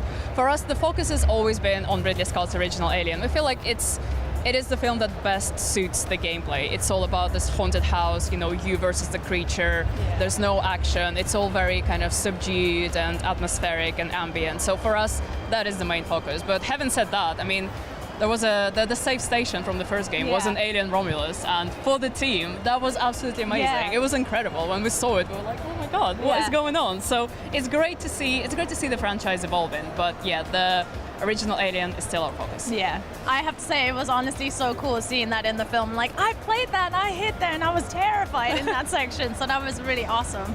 I also wanted to know, with switching to Unreal Engine 5, what new technologies were you able to use and implement, and how did that kind of change the game? Yeah. Well, we have a great team. We have a great mixture of old and new, and have a lot of people who worked on the original game, and we have people who came in, joined the team as fans of the original game, and they kind of bring in the new ideas. So obviously Unreal Engine 5 unlocks a massive pool of talent for us, which has been fantastic. In terms of the new tech, we are focused on obviously audio and lighting as kind of the two main examples. For the horror game, obviously, these are the two main building blocks that will make that atmospheric, scary, ambient experience.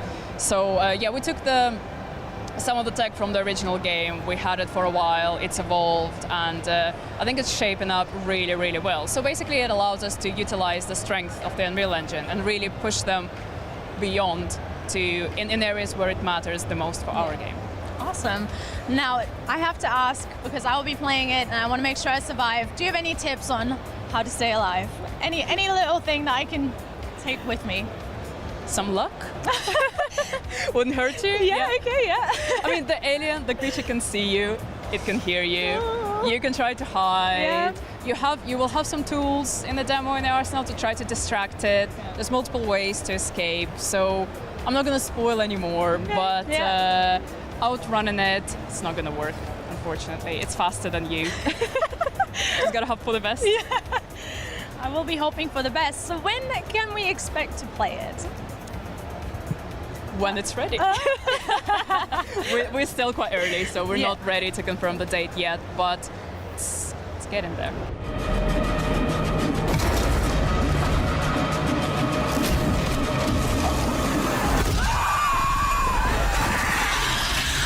Thank you so much, Anna, for talking to me. Super exciting to find out more about Alien Isolation 2. It's a pleasure. Thank you for having us. Thank you. And for anything more on Alien Isolation 2 and many more games, don't forget to stay tuned to IGN. Oh, hey, you're watching Gamescom Studio here on IGN. Chronicles Medieval is the brand new action game I cannot wait to play. It looks so good. Here to tell us all about it, Sam and Gareth from Raw Power. What's up, dudes? Yeah, great to be here. Thank you. Good to see you too. So give the audience sort of an overview of this game, because I love the sort of sense of scale that we're playing with here. Yeah, absolutely. So Chronicles Medieval is an action RPG strategy hybrid. We're blending a lot of genres in there, mixing a lot of things. So we're a medieval sandbox. We're authentic to the 14th century time period. And we're all about you as an army commander getting stuck into the battlefield, commanding big armies of troops. But also this exploration, strategy, roleplay is all a big factor as well. Yeah, a really big key point of difference for us is our historical setting, 1313 to 1348. Which is like very much grounded in Europe. So everything is historically authentic as possible. Where did the idea of like hyper-focusing on this very specific time period and turning it into a video game come from? What's the origins of that? So I think we're a lot of medieval nerds at Raw Power Games. So I mean, we love the time period in general. For that specific time period, I mean, it's such a fascinating cross point of history there.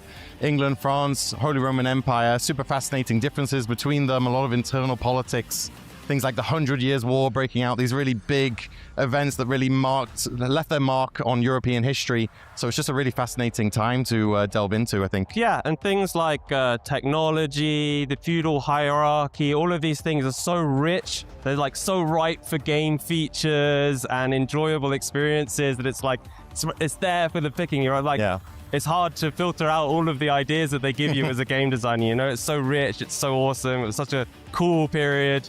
So yeah, it's just you very guys are exciting. Genuinely geeked out about this. I love that. It's like infectious. It's awesome. One of the things I really love looking at this game about is this sort of sense of scale. It starts off really massive and then comes in really close for combat. Tell me a little bit about that push and pull, because a lot of games just kind of go, hey, you're all the way up here, you're kind of the eye of God or whatever. But you guys are like, no, we also want to get really gritty, really down to earth, roll around in the mud, stabbing people and stuff like that. Yeah, so, absolutely. Yeah, I mean, this is very much a role-play game. You are this commander on the battlefield. So, you know, before the battle starts, you know, you could give some commands, some strategy, some tactics to your troops.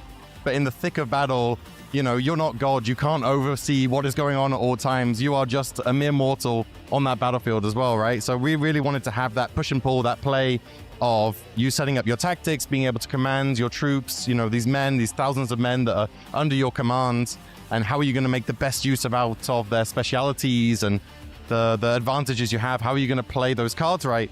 But also, you are the tip of the spear, right? You are sword in hands, you're charging in, you're getting stuck in, you're immortal, you know, you are not some fantasy warlord that can strike everyone down. You're just as vulnerable, but you can inspire those men, right? If they see their commander getting stuck in, performing amazing feats, they're going to feel inspired, and that's all mechanics in the game that you can leverage to your best ability to be able to win these battles.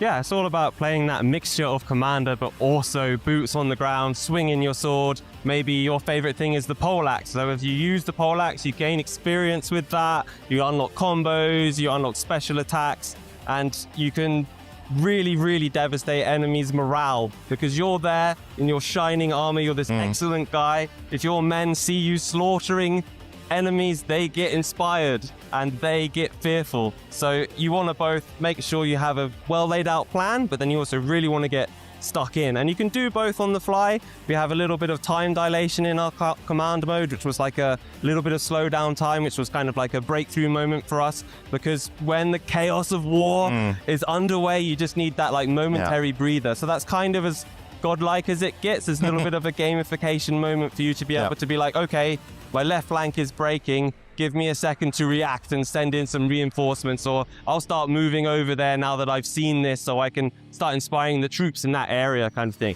The inspiring and morale mechanic is like blowing my mind right now. That is, so where did the idea come from to be like, hey, these people, you know, they're like really hyped on this, but also now they're watching people getting devastated and torn apart, and they're like, why am I here? Like, I love that system. And it's very much a fact of history, essentially. So like things like shock cavalry, for example, their role was to incite fear in the enemy, right? To dash in, deal heavy damage, reposition, and do it again, because people's minds would break before their bodies break. That's a very good quote. Very true. Yeah, it's something that we really enthused throughout the whole game. So it's not just on the battlefield. On the battlefield, of course, you really need to care about, are you keeping the morale up? What can you do to help flank and keep the morale up of your troops? But even going back to that exploration map, you need to care about upkeeping your troops, make sure they're paid, well fed.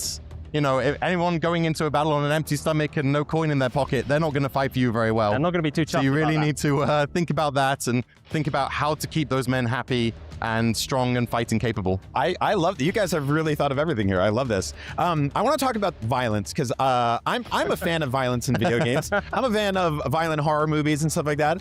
You guys have a really interesting kind of approach here where you're like, we're going to show it, but how deep do you really go into it? Like, how violent do things get on the battlefield here? I mean, historically speaking, it was very violent on the battlefield, of course. So, you know, if we wanted to go deep into that, we absolutely could. We want to find the right balance of non-gratuitous violence for violence sake, and find the level that still gives you the satisfaction that you expect from striking someone down and feeling that feedback and feeling that sense of, this is a chaotic battlefield. People are losing their lives here, and you feel that like risk and tension within that, but without it just being gore for gore's sake. Yeah, if you hit an enemy in the face, he will be covered in blood. There will be blood in his chainmail, and when he dies on the ground, there will be a pool of blood, and the field will be littered with corpses, all of this stuff. So we're not skinning people or anything like this, you know? And some of our executions are fairly grim, you know, taking a poleaxe, hooking someone's leg out from underneath them and stabbing them in the neck. Yeah. So all of this, you know, fun video game violence stuff. I appreciate that. Yeah. No, I think that's a really good balance of being like, all right, we threw violence in there, there's blood everywhere, but it's not like you're just like severing people, there's body parts flying into the sky and stuff like that. It is still ultimately grounded. And I think that leans into the fact that the art direction of this game is really beautiful and almost painterly. It feels like it's based on old paintings in a way. Yeah. And so talk to me a little bit about deciding how you made this game look, because it's very unique and it's very special. Yeah, I mean, for us, it was important to be authentic to the time period as much as possible, right? That's kind of the pillar that we wanted to really uphold. And that is true in terms of landing on an art style that is towards realism, not wanting to, you know, go anything more abstract or cartoony in any way, but without needing to also go into over hyper-realism for hyper-realism's sake. But also throughout the game in terms of UI and 2D art and everything that we have there, we've leaned on a lot of historical methods of fresco painting and things like this, things that really just immerse you within the time period and just give you that little bit of charm for what medieval was like. One thing that a few people have pointed out, and we're very happy people see, is that we really wanted to keep the color of medieval. You know, a lot of like Hollywood has depicted medieval as just gray and beige. And we're like, no, it was colorful. The coats of arms that people would wear, the heraldry emblazoned, their arms was super colorful. And we want to make sure that that's there and that you can really see what medieval was like in that way. Yeah, exactly. It's a really rich time period, and color was very, very important in a lot of ways. Like, it even showed how wealthy you were. You couldn't get purple very easily, so nobles wore purple. And on the field, it mattered because you needed to be able to see who was on your side amongst this chaos of this melee, this really close, brutal combat. Often you could end up fighting somebody who was on your side without knowing if you didn't wear the colors and the heraldry of your noble liege lord, you know? So I love that. It's important to bring this color to the game. Yeah. No, as like I'm like a big art nerd, and I love going to museums when especially here in Germany and stuff like that. And so the second I saw that your game has a very distinct look to it that's very clearly inspired by paintings, I was like, they're onto something here. Okay, so you hinted at it a little bit in terms of like feeding the soldiers and stuff like that and morale, but what sort of things can the player kind of expect to do outside of the battlefield? Yeah, so our exploration map is kind of like the other half of our game. It's like the overworld, the more strategic exploration layer. So you come into this medieval sandbox, a lowly, unlanded, can come from nobility background, peasantry background. Character creation will allow you to make those kind of choices. But ultimately, we're letting you loose in the sandbox to go and do as you see fit. So you're going to explore, you're going to trade, you're going to quest, you're going to engage in diplomacy with other characters. And all of these actions are for the player to decide where they want to go, what do they want to be in this world, what legacy do they want to create for themselves. And all of this is in purpose of building up an army, building up, getting titles to land, and being the true claimant to some land, and being able to embark on what you want to do. And building an army, getting your troops is a really important thing. Getting levies from towns, getting household troops from castles, all of these things, you know, we're really modeling in a way that you really need to think. You know, you can't just spawn people out of thin air wherever you want. You need to travel to these lands. You need to visit and talk to people. It's all a big part of the roleplay experience. Yeah, absolutely. All of the units that you can find, they are region specific. You're not going to find a French Castilier unit, you know, deep in Scotland. No. You know, so you have to travel, and traveling is dangerous. You might encounter some bandits. You might find a quest along the way, and you might find yourself distracted. You wanted some Castilier, but you've ended up, you know, raiding a village. You know, it's about things appearing to you as you explore the sandbox, you know, making your own castle from that sand, doing as you please and as you desire as you move through all of these systems and features that we've created for you, such as the feudal hierarchy system. You might pledge allegiance to a new lord. Your lord may be very happy with what you're up to and give you a new title and new land. Yeah. So it's all up to you to like kind of write your own story in this medieval Europe we've created for you. Yeah. It's so cool. And it blends perfectly with the battles in, you know, the battles are epic and amazing and super fun to play on their own, but having the stakes going into them from the exploration map, you know, you've got something to lose, something to gain. These men, if you lose them, you're going to have to start from fresh. You're going to have to find new troops to your banner. You know, that stake going into the battle, or that tension that is then passed on to getting victory or not, that's what really makes the battle shine. Yeah, it's the context, if you like. The battles themselves are beautiful on their own, but the RPG elements, they provide the context, the stakes. You know, if you're fighting the Duke of Valois in Burgundy because you want his land, suddenly that battle carries a lot more meaning. Yeah. Right? Rather than the men are dying for something. This is nuts, by the way. This is all awesome. Like, Thank you. Your optimism here is infectious. Like, I did not know there were this many overlapping, interconnecting systems all feeding into the battle. That's just awesome. All right, when can people play this game? Besides, like, I want to play this game right now, but I have to wait, right? A little bit, not too long. So we're planning to go to Steam Early Access early 2027. And then we're going to be in early access, and we really want to utilize early access to be in concert with community, hearing that feedback, adjusting the game. We want to be very open to that. And we plan to be there as long as we need to be there until we get to 1.0. And then we want to bring it to console and to more players and really land from that point. Awesome. Well, congrats, guys. I can't wait to play it. Thanks Chronicles so much. Medieval, go wishlist it right now on Steam. Thank you so much for watching. We've got lots more Gamescom Studio ahead here on IGN.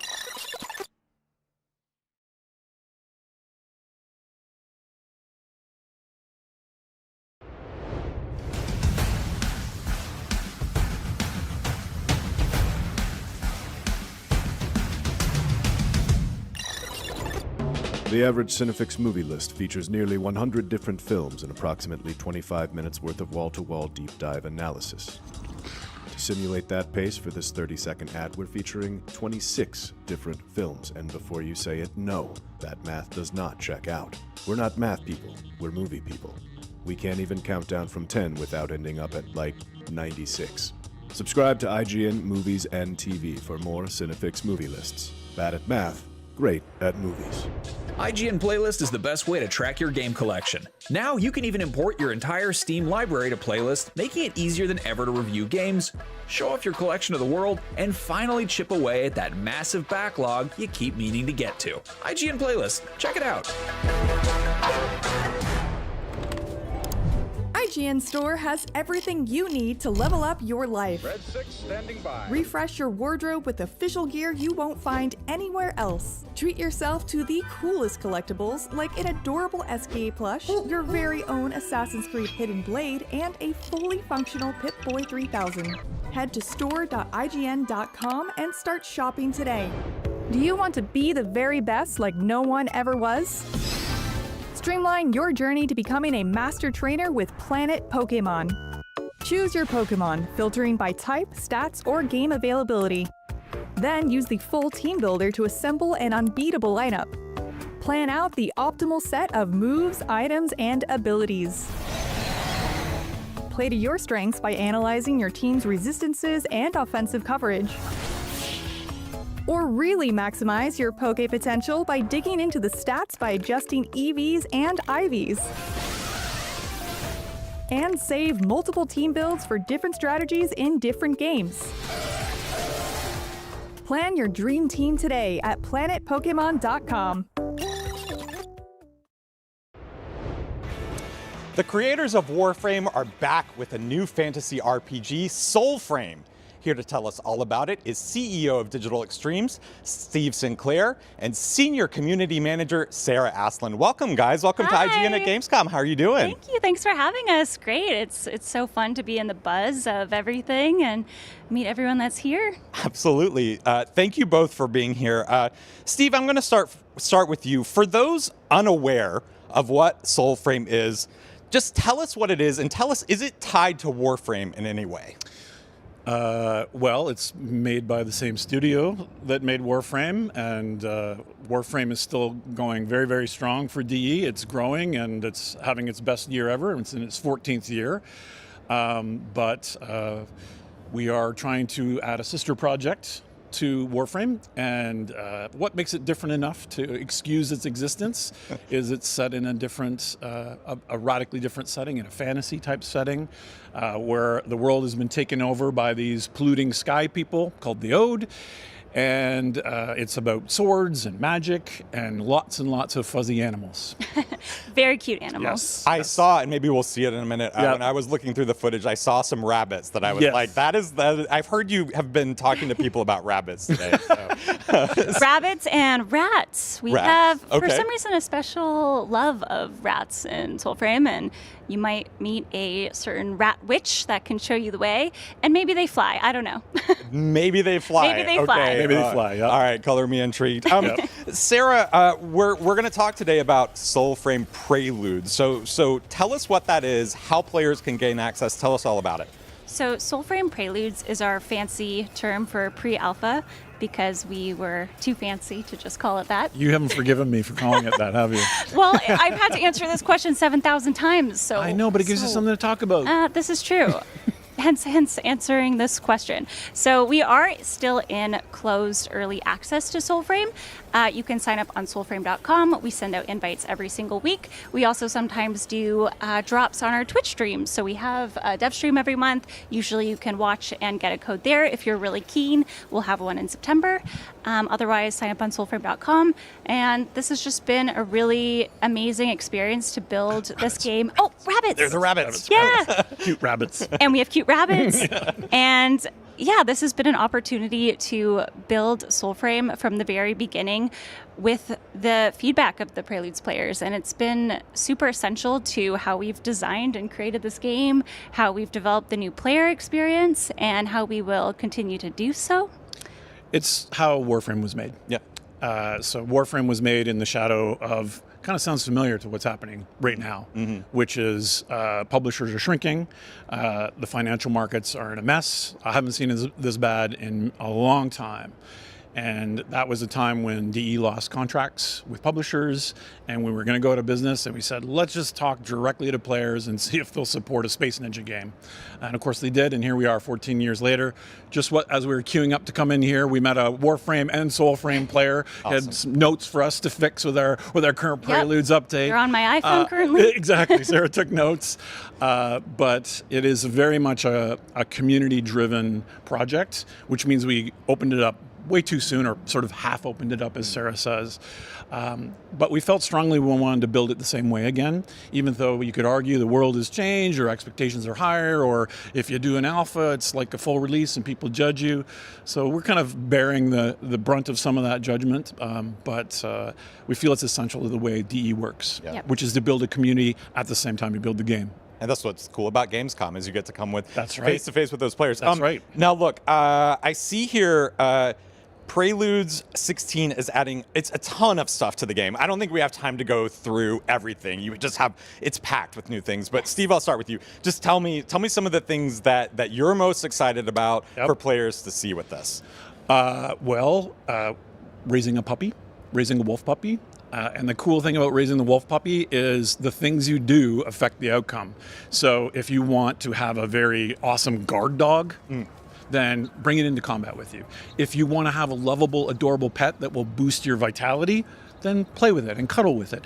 If you want it to find treasure for you, play fetch a lot. So it's a really cool little mini system within Preludes. And then eventually it grows up into this big thing right here. Yeah. But we're starting first with raising the pup, which is connected to Fable within the game already. We are bringing in fishing, which all the stuff that we did at TennoCon. You meet the Sky people, you got Ben Starr singing an opera, you got the number one thing. You got Jennifer English, like, blasting as the Empress. Nope, everyone's cheering for fishing. Yep. So we have the fishing system coming in as an early release with a bunch of new, it's basically just a whole new mini game that's connected to the larger game.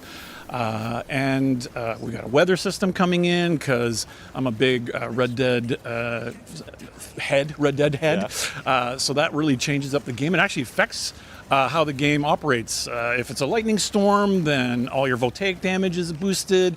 After rains, the resources are boosted that are natural and organic resources. And then the last one, which we just got torn to shreds by our Envoy Preludes player, was when are you going to fix the tempers system?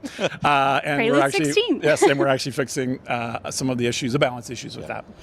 Sarah, I also wanted to ask, I hear there are a ton of new weapons and armor and things like that. You have new weapons coming, which will be really exciting hand in hand with the temper rework as well.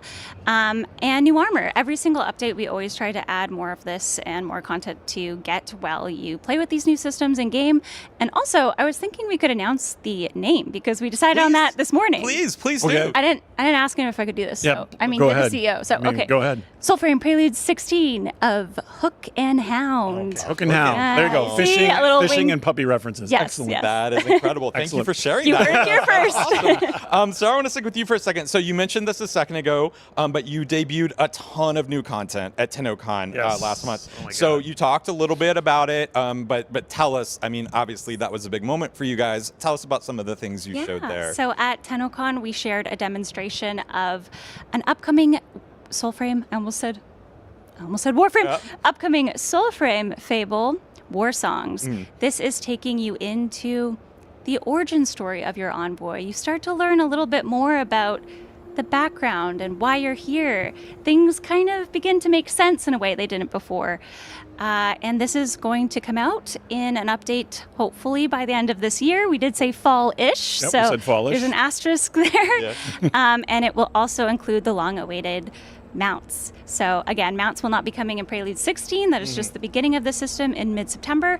But stay tuned for the end of this year for War Songs, mounts, and this beautiful story that we are so blessed to have Ben Starr and Jennifer English voice act. Very, very cool. Who doesn't love that? Steve, we talked a little bit about this before, but I want to dig into it some more. With a game like this, obviously, community is paramount, right? It's of utmost importance. So you mentioned you all have been taking direct feedback to some people on the Gamescom show floor, which is Minutes really ago. cool. Y'all are at places like TennoCon and things like that. Tell me about the importance of engaging with the community on a game like this, whether it's at something as big as Gamescom or if it's just in day-to-day other forums. Yeah, and I mean, so on the Warframe and Soulframe side, we're going to Korea to do a dev stream from there and have direct contact with our players there. We're going into China as well for a Tenno VIP. So we do a lot of travel to do small events and meet with 100, 200 players on Warframe side. We're sending Soulframe people now to this as well. Obviously, there's a bit of audience crossover. To be honest, way back when we started this, it was the only thing that we could do to distinguish ourselves because everything was so closed. You didn't talk directly to a developer, you didn't talk directly to the community. Everything was massaged, PR, control the message, damage control. You're speaking through an intermediary.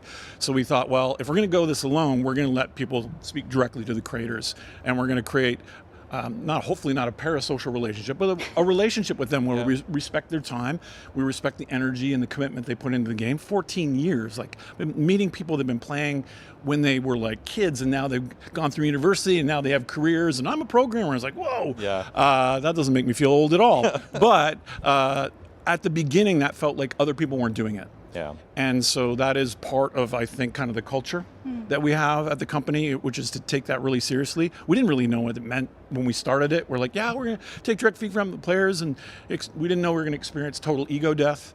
But now that's continued, and we want to keep that going with Soulframe as well. In Preludes, it's been rough for some players. We redo a system, or we introduce something that makes them worried about, it's too grindy, and that sort of thing. And I think it's the reputation we've built to say we're going to listen. If we don't get it right, we'll make it right. And that's going to continue for Soulframe as well. Absolutely. So before I let y'all go, Sarah, I want to end with you on this. We've talked a little bit about this. Y'all have big plans for Tenno VIP and South Korea. Yes. We're not asking you to spoil everything, of course. You already gave us a great announcement here. But what can you tell us about that event? It's coming up very soon. Yeah, so Warframe has been kind enough to let us have a brief moment. 4 or 5 minutes. But it will be the first time that we showcase some of this pup bonding progression, some of the fishing, and some of the cool stuff, actually snippets from in-game from Soulframe Prelude 16. Of Hook and Hound. Yes, sneak peek. That's incredible. Yeah. Look, we're going to go in just a minute, but before we do, I always like to ask people about this just really briefly. Steve, I'll start with you. Sure. This game has a lot.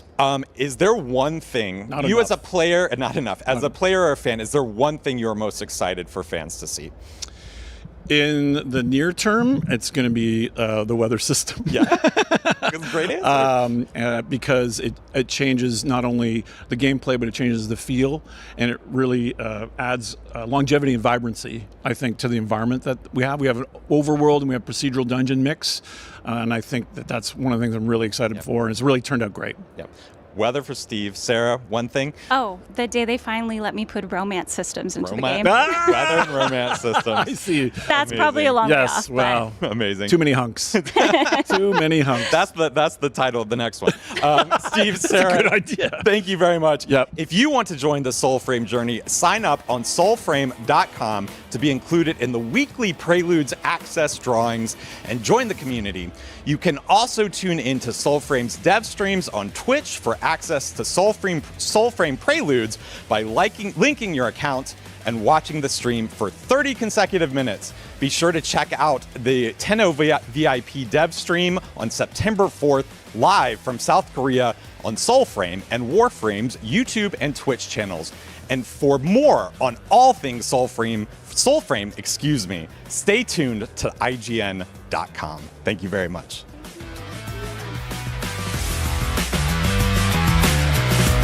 Can't find that final collectible you're missing? IGN strategy guides and interactive maps are here to help. One step at a time. IGN guides are trusted by millions, easy to use, and best of all, free. IGN has the very best, most complete and accurate guides for Shadow of the Erdtree, Baldur's Gate 3, Tears of the Kingdom, and so much more. See? It's good, right? Every guide is tested and verified for you by experts. Just search for IGN when you search for guides.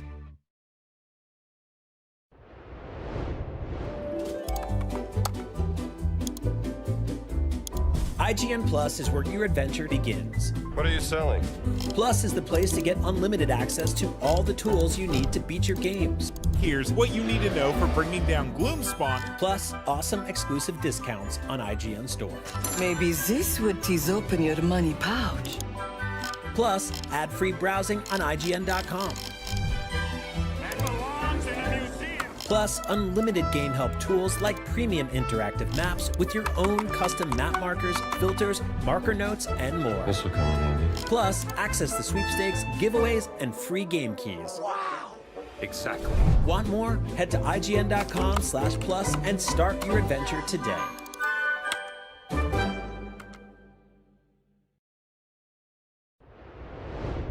The average Cinefix movie list features nearly 100 different films and approximately 25 minutes worth of wall-to-wall deep dive analysis. To simulate that pace for this 30-second ad, we're featuring 26 different films. And before you say it, no, that math does not check out. We're not math people, we're movie people. We can't even count down from 10 without ending up at, like, 96. Subscribe to IGN Movies and TV for more Cinefix movie lists. Bad at math, great at movies.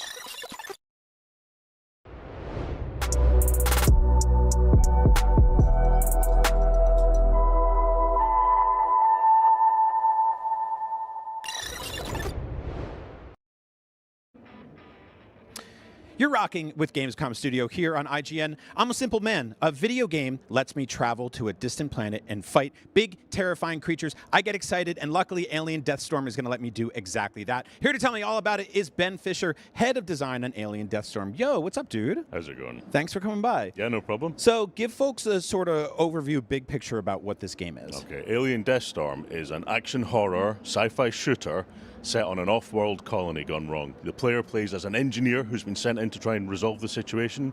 When they get there, they find out that it's much worse than they thought. So in terms of survival horror, it feels like you're a bit more on the front foot in this game. You're not necessarily scampering around in the darkness, running out of flashlight batteries. Like, you're out there killing. You're fighting back. Yeah, so the most interesting thing we found in the game is it's got a real a sort of balance between quiet, tense anticipation moments where you're exploring, trying to understand what's gone wrong, balanced out by these huge climactic battles. And the enemy population is procedurally generated around the player and their actions, so no two playthroughs will be the same. Oh, that's awesome. I had no idea. What made you guys decide to do that instead of having like specifically scripted moments? Was that pretty much just for the surprise element? Well, at Rebellion, we really favor games that have like sandbox freedom for the player. So you've got a clear goal, and then you've got as much freedom as possible to achieve it. Typically, horror games are much more choreographed, so that you can like build in anticipation and build in jump scares, but that means that you can play them once before that's spent, essentially. Yeah. So we like to encourage replay. We like to encourage players to have a different experience every time they play. So the only way to do that was procedurally. So what the game does is monitors the player's exploration, monitors how they're interacting with the world, and as the player's exploring and poking around in sort of sandbox environments, they attract attention to themselves. And every now and again, a climactic battle kicks. Yeah. You guys worked on the AVP games, and this is basically you taking a lot of ideas from those things, but going, we're going to go with a brand new story here, a brand new approach. What was the decision there to sort of kind of strike away from a licensed IP and just be like, let's go nuts with our own thing? Well, now we make games that are exclusively our own IP. Yeah. So Rebellion likes to make games that we can do what we like, essentially. So if we were working on a game that was someone else's IP, you've got to ask permission. You've got to make sure you fit the brand guidelines of what already exists. And we like to work in a very kind of iterative, collaborative way. And that means the most interesting stuff in the game has emerged over time. It's not things that we wrote in a document and then you just make the game that's on the document, right? So the Death Storm itself is an element in the game that has emerged over time as being like a key part of the identity. I love the title of the game, by the way. It's like when you see Texas Chainsaw Massacre or something like, yep, there's an alien death storm. I'm in. Yeah. Speaking of which, like the aliens themselves, the creature design of this game looks really cool. And I think what I love about what I've seen so far is I haven't gotten a really good glimpse of them because it's dark, there's storms happening, there's weather conditions and all this stuff. Tell me a little bit about coming up with the creature design, the scale of them and all that, because we're seeing stuff that's scurrying across walls and ceilings, but then there's some big mother F words in there too. Yeah, so like to talk about the sort of wall crawling, scuttling aliens. Yeah. By making our own IP, we can choose how big they are and how they behave and make them easy to shoot as part of the game and those sorts of things. We wanted you to feel like you were being hunted by real predatory animals. Oh, man. So it's not like just all-out run-and-gun shooter, but it's a fight for survival.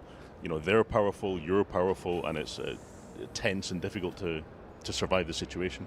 So a lot of the time, it's as smart to run away from the fight as it is to actually get stuck straight in. Are there any sort of like classic movie monsters or creatures from like TV shows or even books that kind of inspired some of the alien designs in this game? Not as directly as that. I mean, most of the game dev team are all sort of familiar with 90s classic, grounded sci-fi. So all of that sort of percolated in, and then we just followed what was the best fit for the game that we had in front of us. I love that. The setting itself is really interesting because you've effectively created this off-world colony, correct? Yeah. So tell me a little bit about how the player gets there, what this place is, because it's a really fascinating setting, especially like some of the indoor areas where there's like plant life growing. There's a lot of story happening here. Yeah. So we wanted it to feel like a kind of gritty, grounded, sort of cassette futurism environment. So it's not hyper travel or anything like that. It's hard work to get there and dangerous when you're there.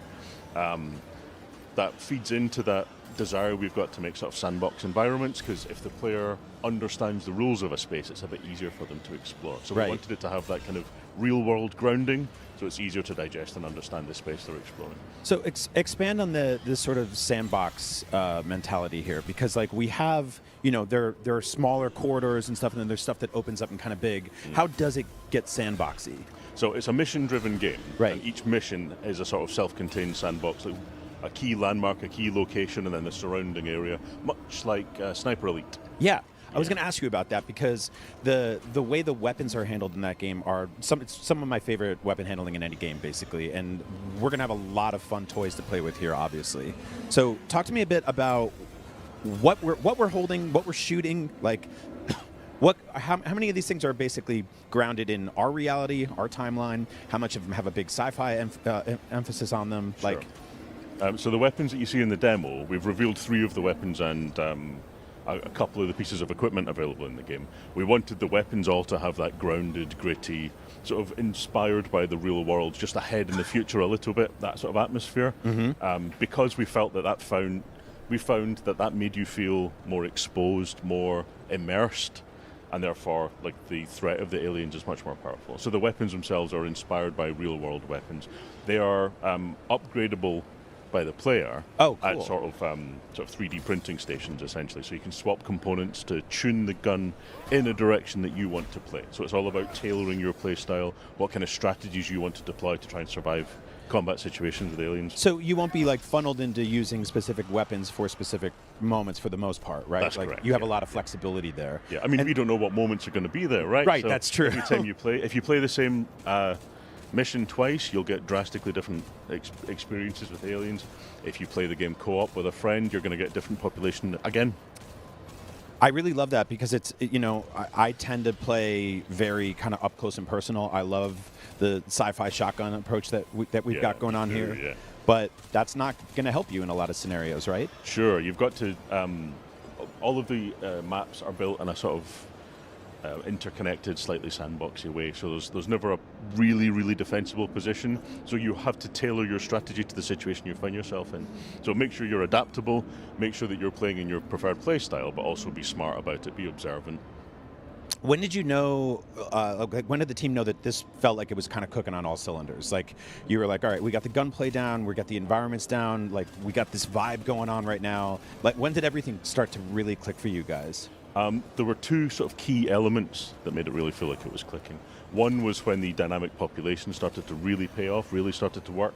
So you don't know what encounter is going to happen, but the cadence of it feels right. And then the other was the way that we handle objectives in the game. So it's a non-traditional way of doing objectives, inspired by the work we did on Atomfall, where it's framed more like you're a detective and you're using a journal to track leads, essentially. Which, nice work. I love that game, by the way. Thank you. What we did in Alien Deathstorm is, as an engineer, you've got a tool we call Squire, which is kind of helping you diagnose the locations you find yourself in to sort of find out what's wrong with the hardware, and you can try and fix it. So there's a little bit of like puzzle solving to completing objectives. The reason that we do that is that it splits the player's attention. So that's a great way to build up anticipation when there's a fight going to kick off, because you're thinking hard about how do I get this place up and running. Yeah. And then you hear the howl of some approaching aliens and you go, oh God, I need to think about that now. Like I love that split is just so much fun. Yeah. You guys have played with gore and violence in very creative and very clever and just very brutal, kind of over-the-top ways. I always appreciate that. What can I look forward to here in terms of that element? Like, obviously, we know there's going to be horror. There's the survival element. You're blowing stuff up, and it's, you know, blood and guts and pus are coming out here. Tell me about the gore in this game. Okay. I mean, in some situations, some enemies will burst, and your visor will get covered in gore, and you have to wipe it away. Yes. And similarly, when you're out in the storm, you know, the air is full of horrible stuff, so it's gradually accumulating on your helmet, and you have to wipe that away as well. Wow. So it's all part of this desire to make it feel immersive and really drive the player into feeling like they are there and they are surviving. That feels like a evolution of like the first time you felt frost on your visor in Metroid Prime or something like that. Sort of thing, yeah. Awesome. Yeah. So the rainfall sounds different depending on which direction you turn in your helmet and all those sorts of things. Really immersive. Oh man, you guys are having fun. Yeah, definitely. That is awesome. All right, so we talked about the sort of the dynamic element of playing through these levels. Enemy placement is different. Things are going to surprise you in different ways. That was one of my questions in terms of replay value, but there's also difficulty, right? Yes. There's the idea of going like, you know, you want to go in there and you're like, I'm not very good at this game. I don't like horror. I don't like survival. Not me, of course. I love that stuff. But other players might be like that. And then there's people who might be like, give me the hardest situation possible here. So what's the plan with the difficulty scaling? So this is a real advantage to doing dynamic procedural population. Right. Is that you can scale up easily for the number of players, how well they're surviving, and you know the experience should tailor itself around them.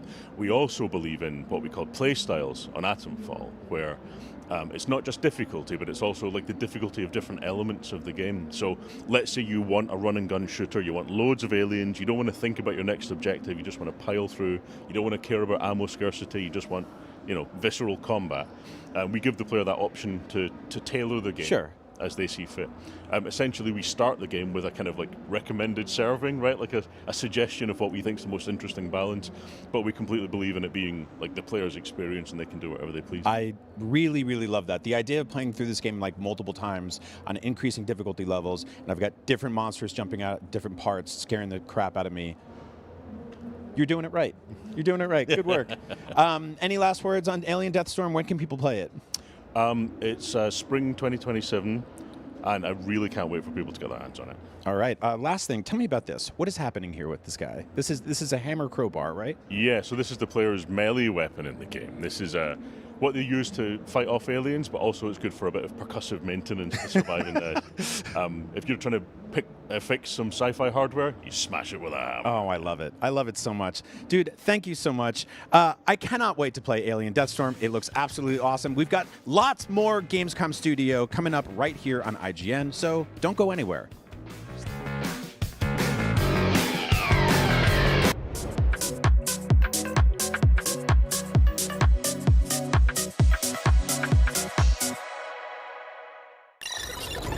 Do you want to be the very best like no one ever was? Streamline your journey to becoming a master trainer with Planet Pokemon. Choose your Pokemon, filtering by type, stats, or game availability. Then use the full team builder to assemble an unbeatable lineup. Plan out the optimal set of moves, items, and abilities. Play to your strengths by analyzing your team's resistances and offensive coverage. Or really maximize your Poke potential by digging into the stats by adjusting EVs and IVs. And save multiple team builds for different strategies in different games. Plan your dream team today at planetpokemon.com. IGN Store has everything you need to level up your life. Red 6 standing by. Refresh your wardrobe with official gear you won't find anywhere else. From Fallout, Expedition 33, Romeo's a Dead Man, and more. Treat yourself to the coolest collectibles like an adorable SKA plush, your very own Assassin's Creed Hidden Blade, and a fully functional Pip-Boy 3000. Or kick back and relax to your favorite video game soundtracks on vinyl. Whatever you need, IGN Store has you covered. Head to store.ign.com and start shopping today. Can't find that final collectible you're missing? IGN strategy guides and interactive maps are here to help. One step at a time. IGN guides are trusted by millions, easy to use, and best of all, free. IGN has the very best, most complete and accurate guides for Shadow of the Erdtree, Baldur's Gate 3, Tears of the Kingdom, Call of Duty Black Ops 6 Zombies, and so much more. See? It's good, right? Every guide is tested and verified for you by experts. Just search for IGN when you search for guides.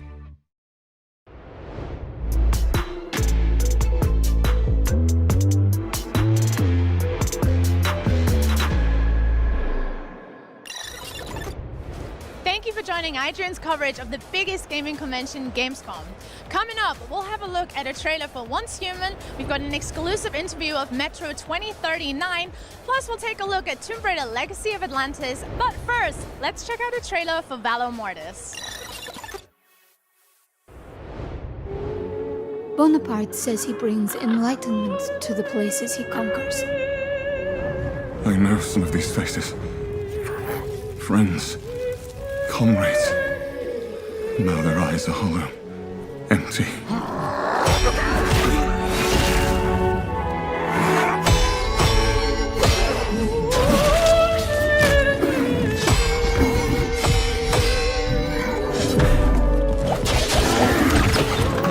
William!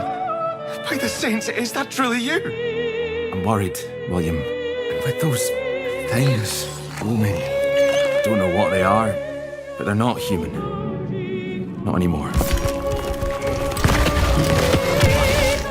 The flame, it magnifies what is strong and valuable, destroys or omits what is unnecessary. What will this thing do to me?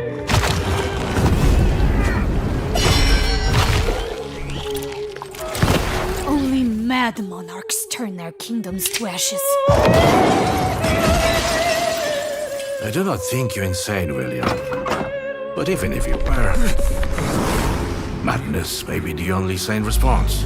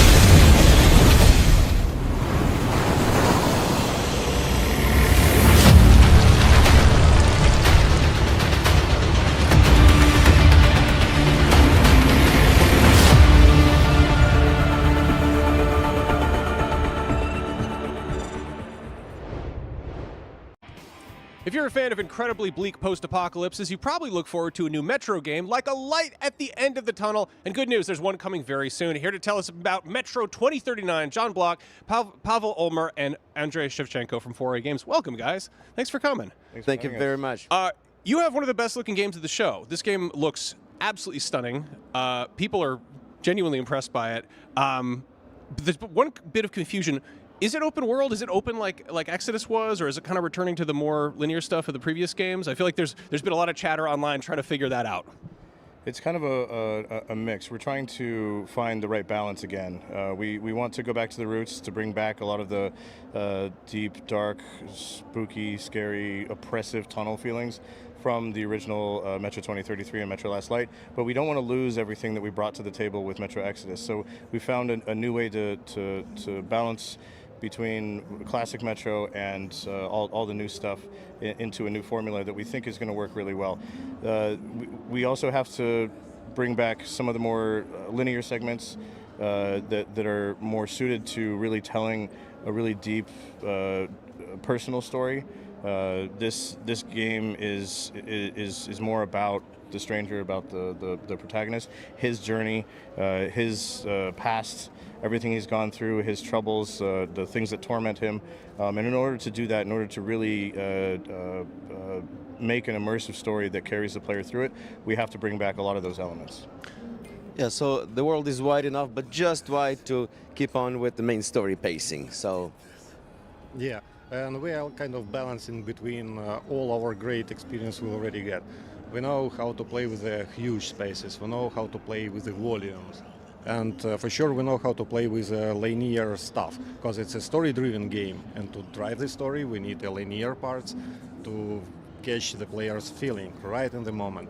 And nice. And use it. But one of the important things that obviously from Exodus was wide exploration, and even in the linear sections we've tried to make sure that there is always exploration. There's always opportunities to go down that other path, to find some loot, to find a door to open with some of the new tools that we have, like the cutting torch or the breaching charge, to solve a puzzle with the new UV lamp.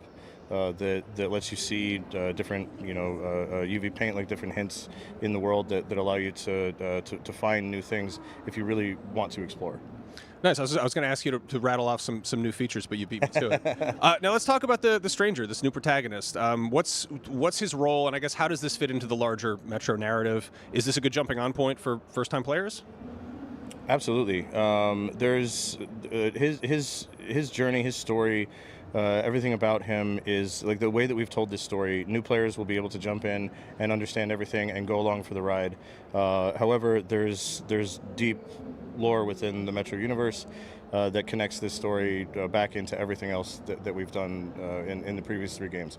So both returning players and new players will be able to understand and enjoy everything. yeah, there's a lot to explore for all of them, without telling too many spoilers. Yeah, but the personality is deep, the personality is thoughtful, traumatic in a certain way, and I'm sure it's going to be, let's say, echoing with a lot of players. Can't wait. Yeah, it's the same universe, but now it's his personal story. And he is the main driver of the story. He has his own opinion of the story. He has his own goals to achieve. So it's all about him. Can you tell us more about him? Because I feel, he's called the Stranger. I feel like you're kind of, playing it close to the chest there. But can you give us the basics of sort of how he comes into this universe? Short answer is no. Okay, fair enough. We're holding back story details for now. Okay, that's fair. That's fair. Players will appreciate it. We've got some wonderful creatures here. Can you tell us a little bit about enemy types beyond the usual, so human ruffians? What you're seeing here now is the classic. Well, you did see it. Is the classic Nasalis. One thing that we've done this time around for combat is we've broken the mutants up into families with different roles and different types. The humans as well, they have different column classes. This allows us to give the player different enemy types, different behaviors, different abilities, things like armor, different weapons to fight against. And conversely, on the other side for the player, it gives the player more Tools. reason to have choice in the tools that they use to fight against them. Which weapon you choose, if you're using armor-piercing bullets, if you're not using armor-piercing bullets, if you're able to go stealth. We've added even for stealth, we've added the ability to drag an enemy when you choke them. There's a lot of new elements that are coming together to make it a lot more of a robust experience for players to actually want to strategize and what they choose. Basically, players would have to think a lot before they shoot. And also, we're turning back the bullet as currency, as it was in the original games. So now we're like combining this with the crafting mechanics. So, but in general, yes, with the variety of bullets for different guns, variety of tactics, players would really need to think through how to approach their enemy and in different circumstances. Yeah, and like always in a Metro, avoiding the combat, it's another strategy for you and for player. So save your bullets, save your filter, save your time to survive. Yeah, I get the sense this is the kind of game that if you go in guns blazing, that doesn't usually end well. It's kind of not really the ideal approach there. That said, you've got some great new weaponry here. Can you tell me a little bit about what's new with weapon crafting and modification? Well, that new weapon that we just saw right there, that's the player's that's the player's new special weapon. It's unique to him, and we call it the Shatoon. And returning players will recognize some of its functionality from a weapon that we had before called the Tihar, and also the Helsing. It kind of combines the two, depending on how you want to set the weapon up at the workbench, which is returning as well. It will either fire drill bits, which are pretty brutal, and you can grab them, you can retrieve them back from whatever you shot them into, or the steel ball bearings that are the classic from the Tihar, which can also be crafted in the field in the backpack, which gives you an advantage to always being able to craft more ammunition if you fall back to that weapon. Yeah, and we just think that shooting drill bits is so badass. That is extremely badass. Yeah, and it's kind of mirror of a personality of a character. These drills, it's brutal enough. Oof. Now, for players who really want the most hardcore experience, do you have any new kind of higher difficulty options or accommodations for people who just really want to get their asses kicked? Oh, absolutely. For those who like to suffer, they will get what they ask for, 100%. Yeah. We're always known for adding those difficulty levels. Absolutely. Yeah, people love that. I mean, it's a game where you can just run out of breath and die. That's as easy as that. Some people like that. It's a good. You blow off some steam that way. Now, your games always look incredible in action. It's always just like stunning to see them. Just like it's one of the best looking games at Gamescom. I've seen a lot of comments about that. Is there a particular sort of visual detail that you would like to call out personally, or is there like one little thing, like a mundane element graphically that's really hard to get right that people might not notice? I'll start. In general, the most achievement and in all the directions, including the visuals, is our engine. So the engine that makes it all possible. So the density of the details, of course, fully ray tracing and all the other features, brand new audio system is all the tools that give us opportunity to create that magic. So highlighting something in particular is like picking up your best child. It's too hard. Fair. But I think all these things coming together, like you mentioned, is the density, the density of objects, the density of detail, the density of audio, the density of literally everything we've been able to increase to take a lot of the restrictions away from our artists and animators and designers and sound designers. To be able to really push the limits and really push the bar again. Yeah, it's genuinely impressive.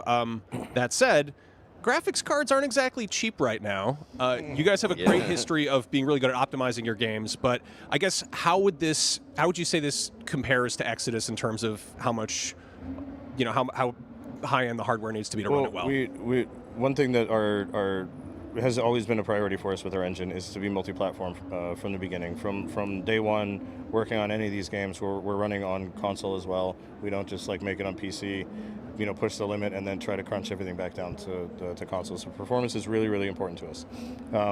Now we are requiring at least a minimum of a ray tracing capable card because we've rebuilt our render to be fully ray tracing based.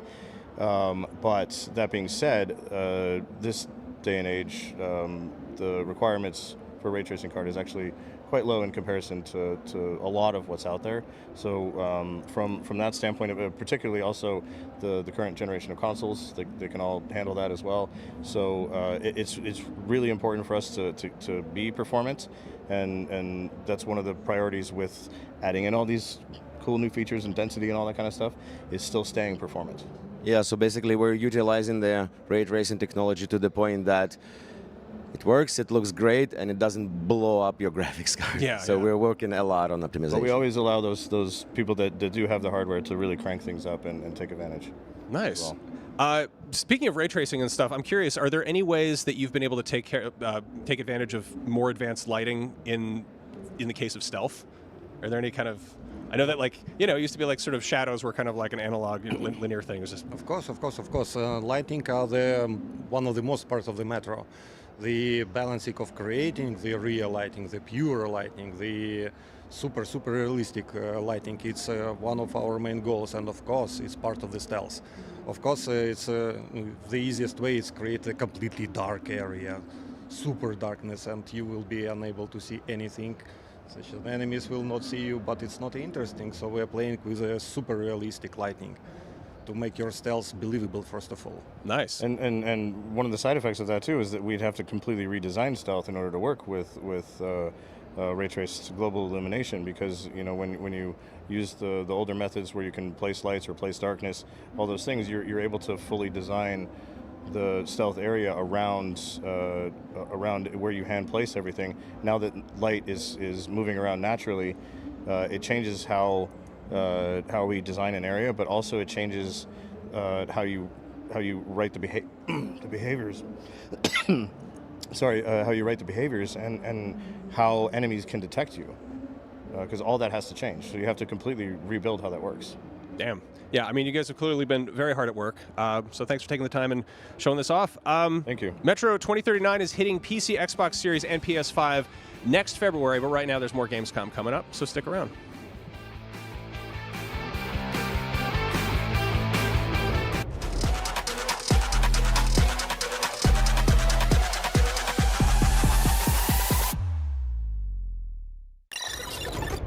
IGN's coverage of Gamescom 2026 is presented by Metro 2039. The average Cinefix movie list features nearly 100 different films and approximately 25 minutes worth of wall-to-wall deep dive analysis. To simulate that pace for this 30-second ad, we're featuring 26 different films, and before you say it, no, that math does not check out. We're not math people, we're movie people. We can't even count down from 10 without ending up at, like, 96. Subscribe to IGN Movies and TV for more Cinefix movie lists. Bad at math, great at movies. Can't find that final collectible you're missing? IGN strategy guides and interactive maps are here to help. One step at a time. IGN guides are trusted by millions, easy to use, and best of all, free. IGN has the very best, most complete and accurate guides for Shadow of the Erdtree, Baldur's Gate 3, Tears of the Kingdom, and so much more. See? It's good, right? Every guide is tested and verified for you by experts. Just search for IGN when you search for guides.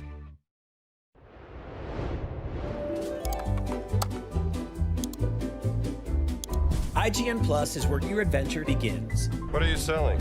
Plus is the place to get unlimited access to all the tools you need to beat your games. Here's what you need to know for bringing down Gloomspawn. Plus awesome exclusive discounts on IGN Store. Maybe this would tease open your money pouch. Plus ad-free browsing on IGN.com. Plus, unlimited game help tools like premium interactive maps with your own custom map markers, filters, marker notes, and more. This will come in handy. Plus, access to sweepstakes, giveaways, and free game keys. Wow! Exactly. Want more? Head to IGN.com/plus and start your adventure today.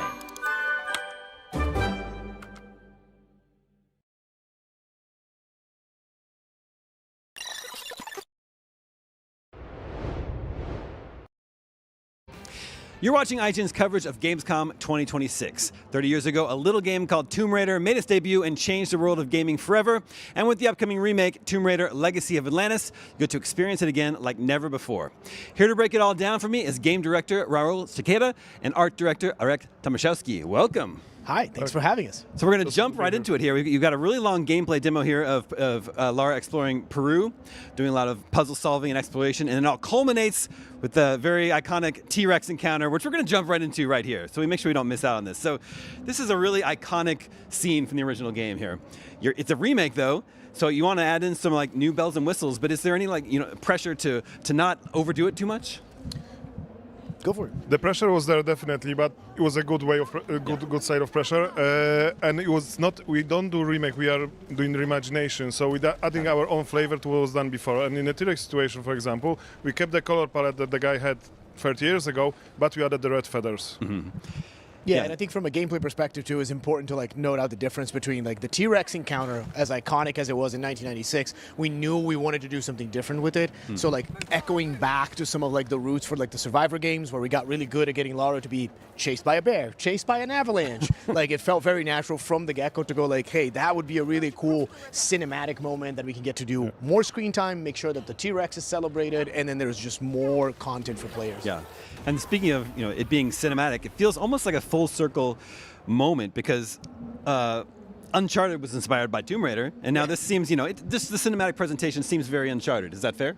Well, I think we look at it more of the roots of where Tomb Raider has gone to, right? I think the Survivor trilogy, we started implementing some of the more cinematic nature to it. Like I mentioned earlier, the avalanche, the bear, the tsunami in Shadow. We've gotten into a point where Lara's gotten really good at escaping from things, and it's part of the DNA. So although it's a new modern take on it, we knew that when we were coming back to the classics and we were looking at the stuff that we've done recently, that balance between what is new and what is old was important to keep. And so we felt very natural for us to kind of continue that trend moving forward.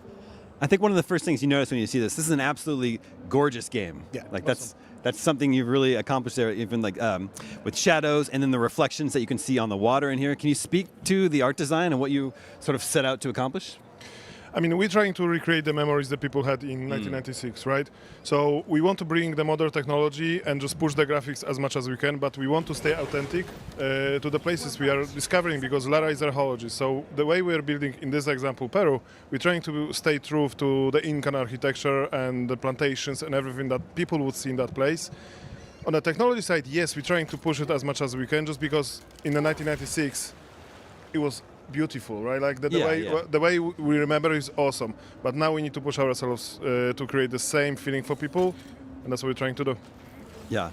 We just saw Lara use some kind of a scanning device. Tell us about that. A scanner is a new inventory item that Lara has for Legacy of Atlantis. It allows you to do two things. First of them is for you to opt in into helping you solving puzzles. So several objects in the environment will either give you hints of where you need to go or how you want to maneuver the space. And a secondary function to it, it allows you to give a little bit more information about the lore or about the world within it. We separate the two of them, so if you're the type of player that wants to explore at your own pace and you don't want specifically hints on how to solve a puzzle, you can completely ignore it and not engage with it. And the objects in the world that are marked for puzzles have a different coloration than the objects in the worlds that are marked for lore or world building. I have to call out one of my favorite parts of this demo just happened when she falls down into the water and does that context-sensitive animation of just sort of a pencil dive. Yeah. That looks so cool. Thank you. How are you sort of thinking about adding in those little touches while you're just designing the game? I mean, we want to recreate those little moments when people just enjoy themselves when they play in the game, and in this example is one of them, but there's many more, and we have different animations of jumping to the water as well, from a different height. So it's depending from what height you are jumping, there's a different animation to Lara. And we have a lot of those little details within the game. Yeah, the way that Lara moves is very important for us. So we always wanted to know that beyond the acrobatics and the different flourishes that she can do, we wanted to make sure that that was represented and it felt very natural, both for you to watch as a player, but also so that you can perform when you're on the sticks. So you can do the handstands, you can do the acrobatics, all the stuff that became very classic from 1996. We wanted to bring it back and put it in its best light.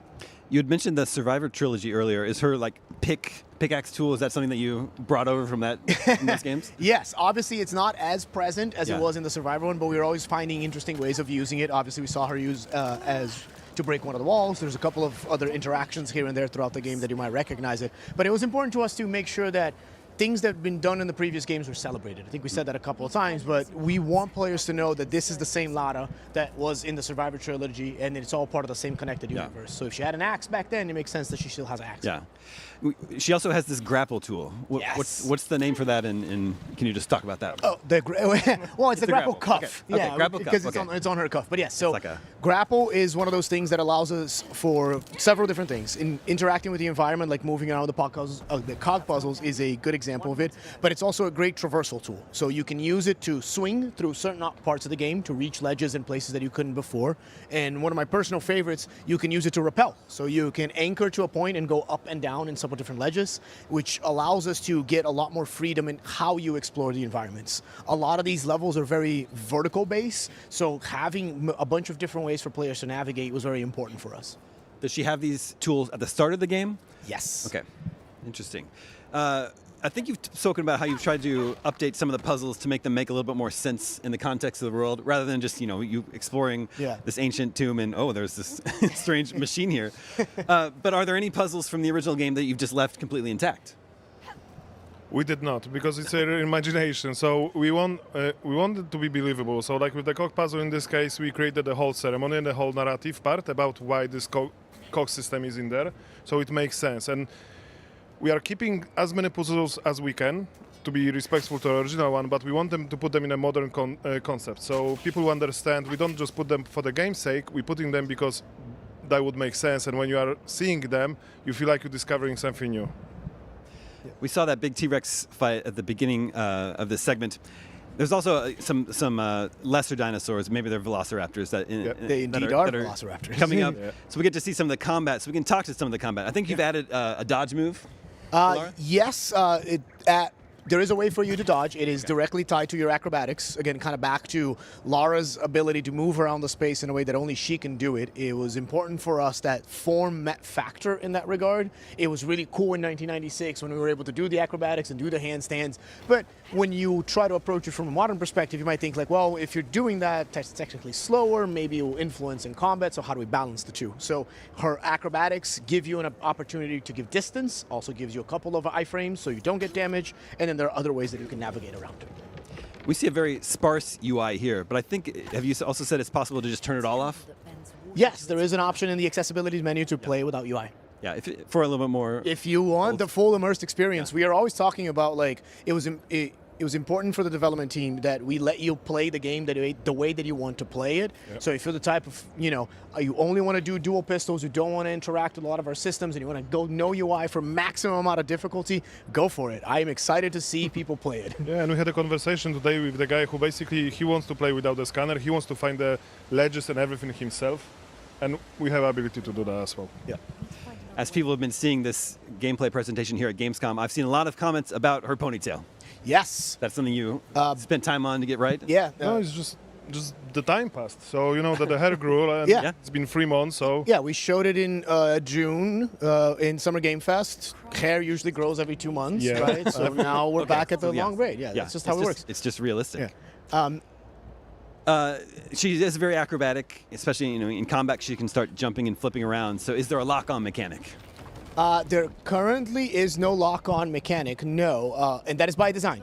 Combat in Legacy of Atlantis is meant to be faster and fluid. We want you to be able to move around and hunt your enemies, not stand still. We talk a lot about how this isn't a cover shooter, this is more acrobatic, because that is what Lara Croft is. So we wanted to celebrate that. So there are a couple of slightly designed decisions that we shied away from it because we felt like it didn't really fit that goal of acrobatic movement. Yeah. I think a lot of her flourishes are much more cinematic now because of this focus feature, right? She has this focus ability. Yeah, can you speak to that? Mode. Yeah, absolutely. So when you're playing the game and you're in combat, certain actions in combat reward you with focus points. When you build enough of your focus meter, you can activate focus mode, which slows down time and allows you to land a precision shot. You mentioned that the puzzle's completely redone. Is there any of the original dialogue from the game in here?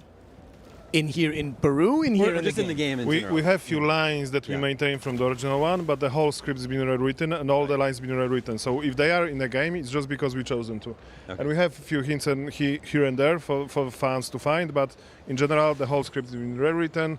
re-record it with a new actress. Yeah. What would you say this the thing you're you don't want no spoilers, but are there we saw the T-Rex here. Are there other key moments in the game that you're really excited for people to experience again? So many of them. We are actually showing some new footage, some new areas here at Gamescom this week behind closed doors. It will be available to the public next week, and I am very excited for them to see what that is. Yeah. What was your first experience with Tomb Raider? My first experience with Tomb Raider, it's funny, someone else asked me that question today. I was walking from home to swimming lessons, which is a thing that we do in Brazil, and my brother and we didn't have a PlayStation back at the time, but the receptionist for the swimming club that we were in, she used to play video games as opposed to, paying attention to the reception. One day we were walking in, and Lord and behold, she's playing Tomb Raider. Oh, wow. We skipped swimming that day, and we just watched her play for like about an hour. Nice. All right, how about you?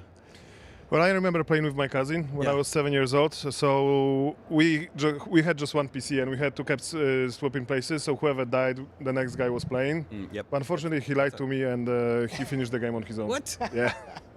Bad friend. I'm very excited for Tomb Raider: Legacy of Atlantis. It's out February 12th. February 12th, 2027. Yeah, looking forward to it. Thank you so much for coming by. Thanks for having us. Tomb Raider: Legacy of Atlantis comes to consoles and PC again in February next year. We've got lots more Gamescom Studio coming up, so stick around. Hello and welcome back to the Spotlight stage. I'm Jane. I'm joined here by Marshall and Eli for Rainbow Six Tactics. Thank you so much for joining us. Thank you. Thank you for having us. Now, it's the first single-player Rainbow Six game for quite some time, since 2008, I think, since Vegas 2. Now, the fans of Rainbow Six have been, I think, waiting on a single-player game for quite some time, but they may not have been anticipating Tactics, a game quite like this. Why this genre? What made you go for this? We love tactical game. It's also our expertise. We love the Rainbow Six franchise, and we work on Clancy titles since a long time. So matching the two together was making sense for us, and we hope for players as well. Okay.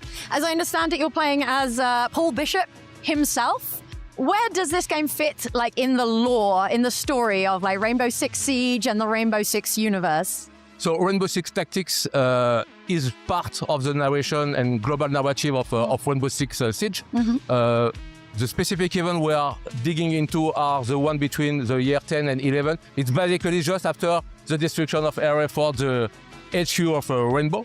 And Bishop, the beloved character from Vegas 2, will be Six himself. Exactly. We need a new Six, and it was a great candidate to tackle this challenge to rebuild Rainbow, to tackle, in fact, strong challenges. How are you approaching turn-based tactics for this game? Are you looking at like classic turn-based games, or are you starting from scratch trying to do something very new with the genre? No, we've been really faithful, in fact, to what the genre is about, respecting the code, having tactical phases in missions where you send operators in high-stake operations all around the world with hit chances, critical chances, line of sights, cover, so really the vocabulary of tacticals.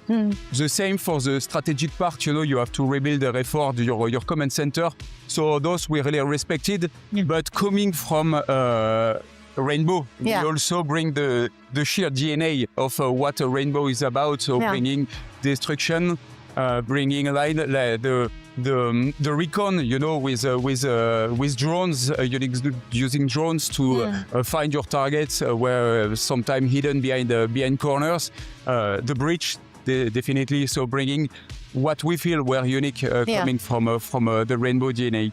What can you tell us about the breach planning feature? Sure. You're going to set everyone up and then kind of synchronize a kind of movement. It's very critical in the counterterrorism fantasy, So what we wanted is to give this thrill of facing a place, you don't know what is behind, enemies are retrenched, they are overpowering you because they are more numerous, they are using Overwatch, looking at doors, looking at windows, setting booby traps. So you need to find ways to first find them using the recon and then find a plan. So set up a plan to synchronize all your guys all together and be able to, let's say, shift the tide, overpower them using your gadgets, using destruction, leveraging the destruction and leveraging all the skills of your unique operators to really take the advantage before the turn-based phase starts. Okay. So if you go in without proper preparation, it can gonna really be bad backfire. times. Exactly, it can backfire. So it's really cool because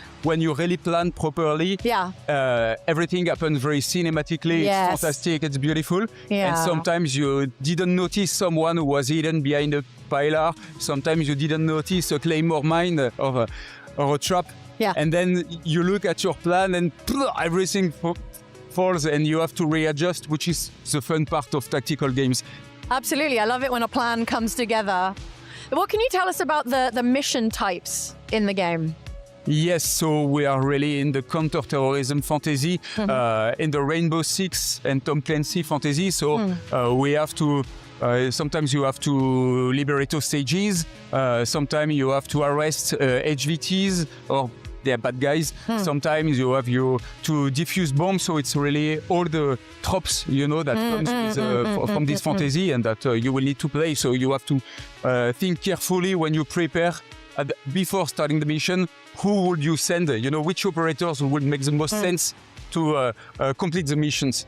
And what can you tell us? Can you speak on like the map types, like the kind of settings we're going to be playing in?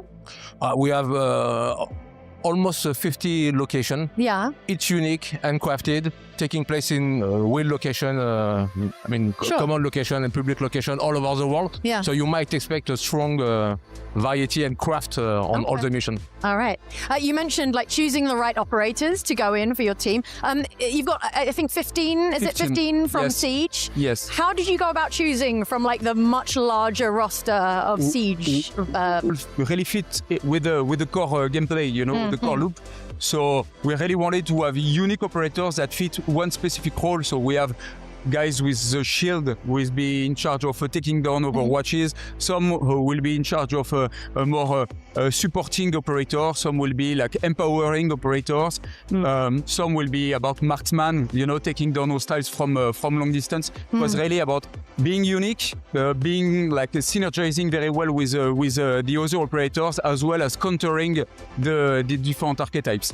The second criteria was community favorites. For us, it was impossible to not have Sledge, to not have Ash. We have some of the operators who were like the must-haves.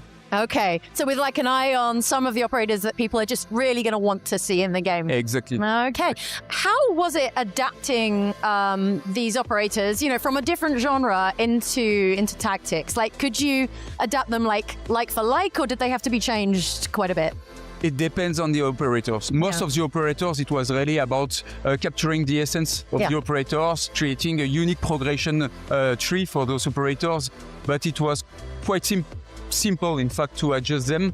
For other operators, we really wanted to stretch them a bit more with our playstyle or gameplay. So, for example, Doc is much more inclined to heal people, to support other operators than in Siege. For Nock, we really wanted to stretch our stealth capacities to really give the opportunity for the players to play differently. For Sledge, we wanted to turn his playstyles around Sledgehammer. So definitely it's a bit less about shooting and more about smashing. Voilà. So sometimes we took a bit of freedom to really capture, I think, more the essence of what the player would expect in our game and the genre. Speaking of Sledge, what can you tell us about like destructibility, about destruction that we're familiar with from Siege? How are you applying that to tactics? For us, it was really, I think, the first feature we prototyped at the really beginning of the game when we were a very small team. It was like what excited the most about building this game. So we wanted to make sure that every cover was destroyable, every wall was destroyable, so it will change the way you approach covering and flanking. When you play in tactical, most of the time the dilemma is about where to go to find the good line of sight but remaining protected. It's absolutely not the case in our game, because every cover where enemies are located can be blown. Every enemy who is retrenched behind the wall and using Overwatch to protect himself, in fact, can be flanked, because you can create new passage, you can create new line like line of sight by blowing holes. But what is fun in our game is that it goes in both ways. So sometimes you are protecting yourself using Overwatch. You feel that you are defended. And then you see a Rocketeer arriving or someone with grenade launchers and you are like, oh shit, that won't go well. Nowhere is that safe, Okay. basically. So you've got your 15 operators to choose from. My assumption is that we're not going to be having like XCOM style permadeath because you've only got 15 operators and we love those operators. They can't go away. So how does it work if someone gets like kind of taken out in action? Actually, so we have permadeath. Oh. It's not an option that is here by default. Yeah. But you can activate the permadeath. Don't worry, we never kill operators. So they are injured, the operation, it takes place in few weeks. Okay. So now they are badly injured, they will not come back for the rest of your campaign. Oh, so wow. They are not dead. But yes, you can experience the thrill of losing Yes. your favorite operators that you will level up. So you will have to find other ways. And once more, it's part of what is fun in tacticals. It's you have a plan, everything doesn't go as you planned, and you have to readapt. You have to rethink your strategy. Sometimes it's about replacing Ash with someone else. Not Ash. I love that. That's so like high stakes. Yeah. That's very, very exciting. Okay, cool. The reveal trailer that we saw just recently has like a very cinematic kind of narrative like aspect to it. Is that something that is that just for the trailer, or are you going deep with like kind of story and cinematic or tactics? It's definitely a major pillar of the experience that we will deliver. We spend a lot of time and effort to try to depict what it is to feel a 6 in a Rainbow organization. It's tough to be 6. It's busy, intense days. You have many decisions to take, and it's not easy decision to take. So conveying, in fact, this tension, this dilemma as 6, working with the staff was a huge focus for us. Apart from that, I won't go to detail specific, but you might expect crises to solve all around the world, decision to make, dilemma. So that's what it is from Rainbow. In fact, Rainbow are a unique member. Anyone cannot be a member of Rainbow. Okay. It's a special touch, so Yeah. we hope we'll convey with strong narrative support all these elements. Okay, very cool. Well, we're nearly out of time. I will ask because I know that our audience will be interested. I believe you've told IGN that there's not going to be an in-game store monetization of that kind. Is that correct? Not at all. No microtransaction, no in-game store, but also no season pass, no battle pass whatsoever. There is no DLC planned for the moment. We are fully focused on finalizing the game and deliver a complete, full, enjoyable, and great game. Okay. But we are considering modding support. Okay, fantastic. When can we expect to get our hands on the game? In 2027. In 2027. Okay. Marshall, Eli, thank you so much. Thank you. Thank you. This has been Rainbow Six Tactics. I've been Jane, and this has been the Gamescom Spotlight stage. Come on back for more.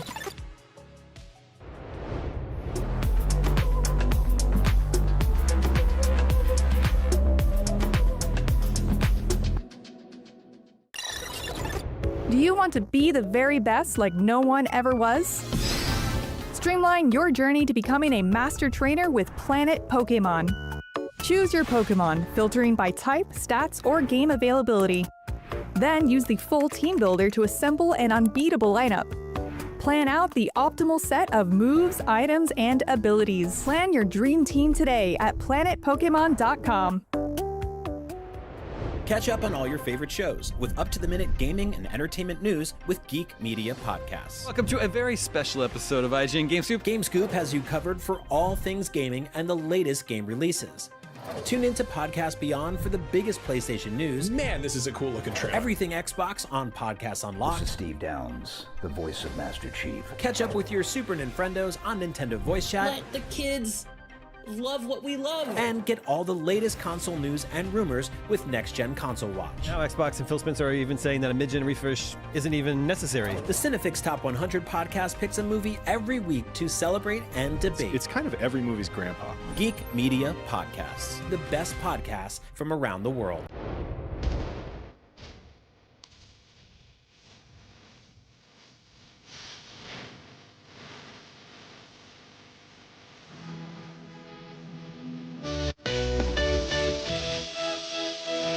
Can't find that final collectible you're missing?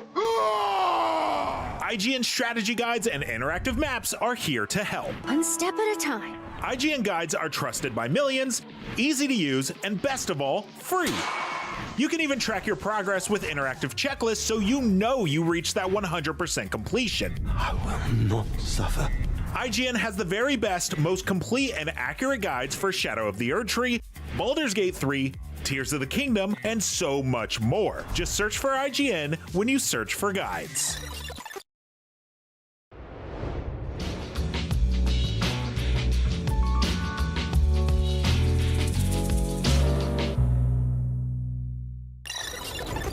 I'm here on the Gamescom show floor with Michael Hyam. We're just outside the Xbox booth, and you've just played a little bit of State of Decay 3. How was it? State of Decay 3 is real. You know, there's a lot of conversation about the state of the game. Yeah. But I got hands-on with it, played a bunch of combat, got to see a lot of the new gameplay systems in place for it. And I am impressed considering that what I played was an alpha build. It's a very early build of the game, but the thing that stood out to me most with my hands-on time with it is that the gunplay is a lot punchier. It feels like a proper third-person shooter. You know, you think of State of Decay, it's focusing on the survival elements, the community building stuff. All of that is still there for sure, but it feels like it plays like a proper third-person action game now. There's a lot more smoother movement, a lot more options when it comes to combat, and just the guns are a lot punchier. And I think that is one thing that is going to help separate it from the previous State of Decays. So I'm very happy to report that this game plays really well. So, in contrast to the first couple of games, did you get an impression of how sort of systems-driven versus story-driven this one is? Because there is a real difference between the first two in that regard, right? Yeah, this one is an evolution of two, I would say. Yeah. And we got to see a lot of how the community systems have changed a lot. Yeah. You know, for example, when you build a facility, instead of upgrading it level 1, 2, and 3, there's different branches in which you can upgrade the facility itself. And they've also expanded a lot of the procedurally generated characters in your communities. Wow, they have a lot more traits that really change how they function. Yeah. And they also have specific behaviors in their specific encampments too. So, for example, there was a character in my community who took up more water resources, so I would have to gather more water to sustain my community because he takes long showers. Well, that's just one of his traits. I was gonna say, I was thinking is he diabetic or? You know, there could be things like that, especially with how intricate these systems are and how wide-ranging they are. These are randomized traits that affect their stats and just the way they change what you have to worry about within your communities.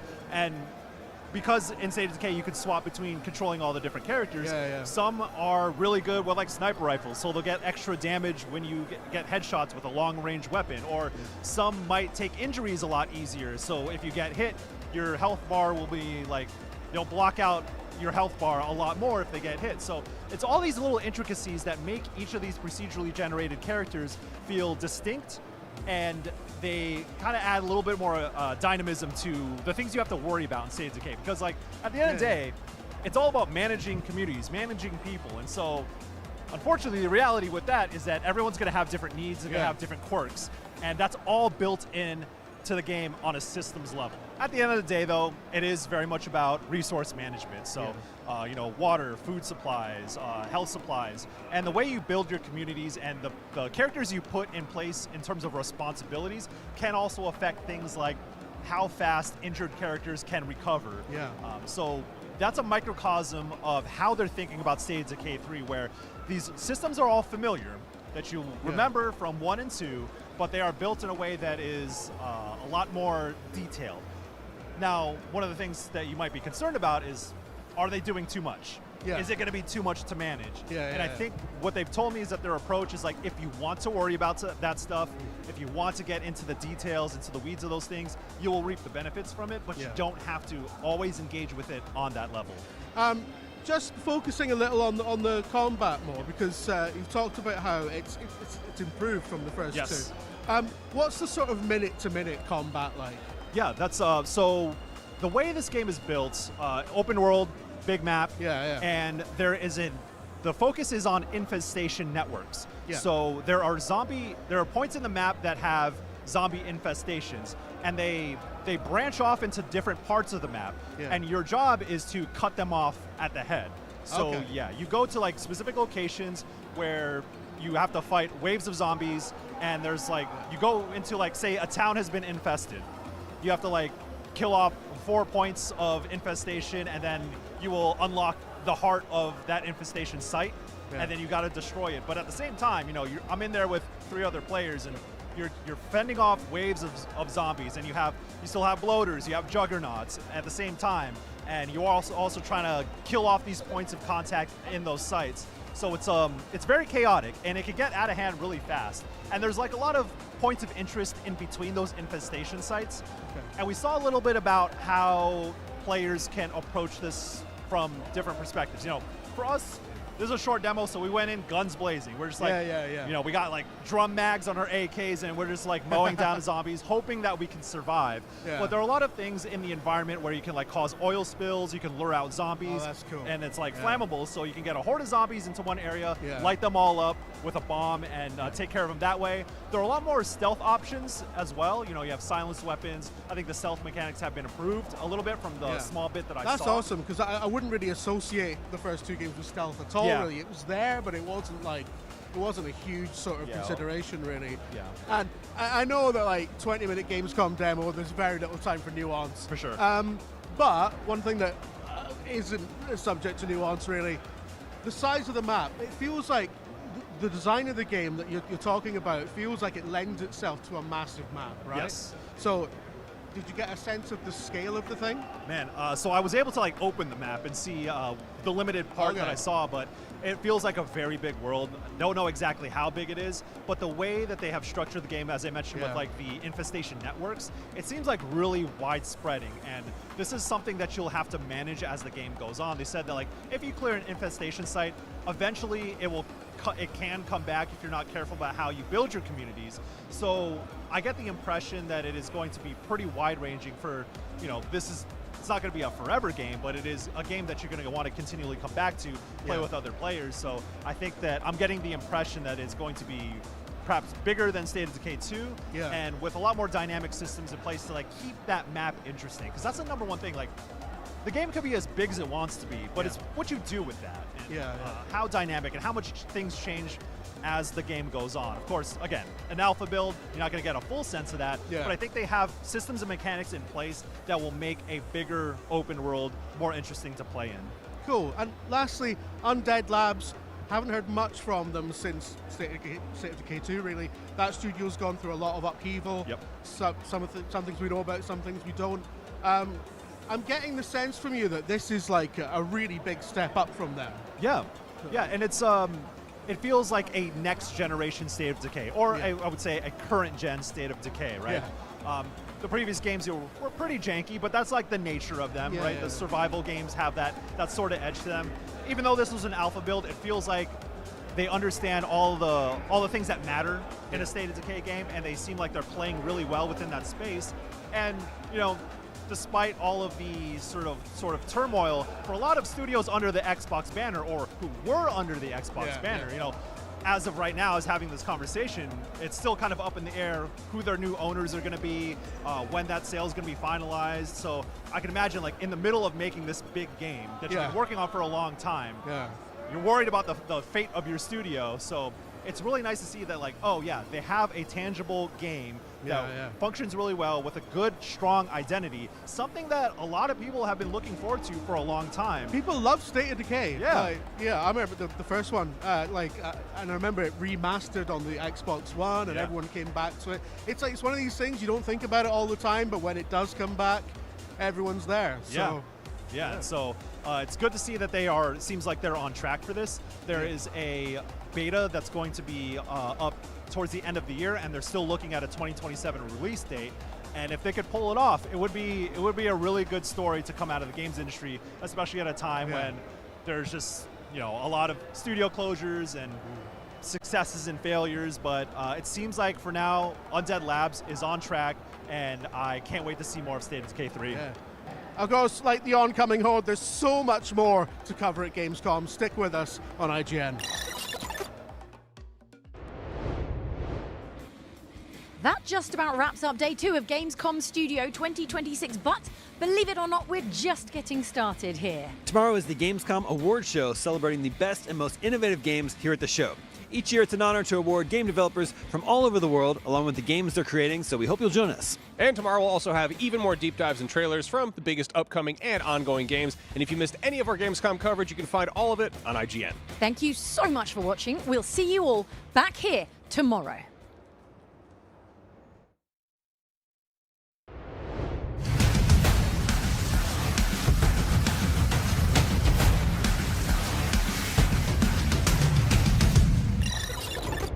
IGN's coverage of Gamescom 2026 is presented by Fable.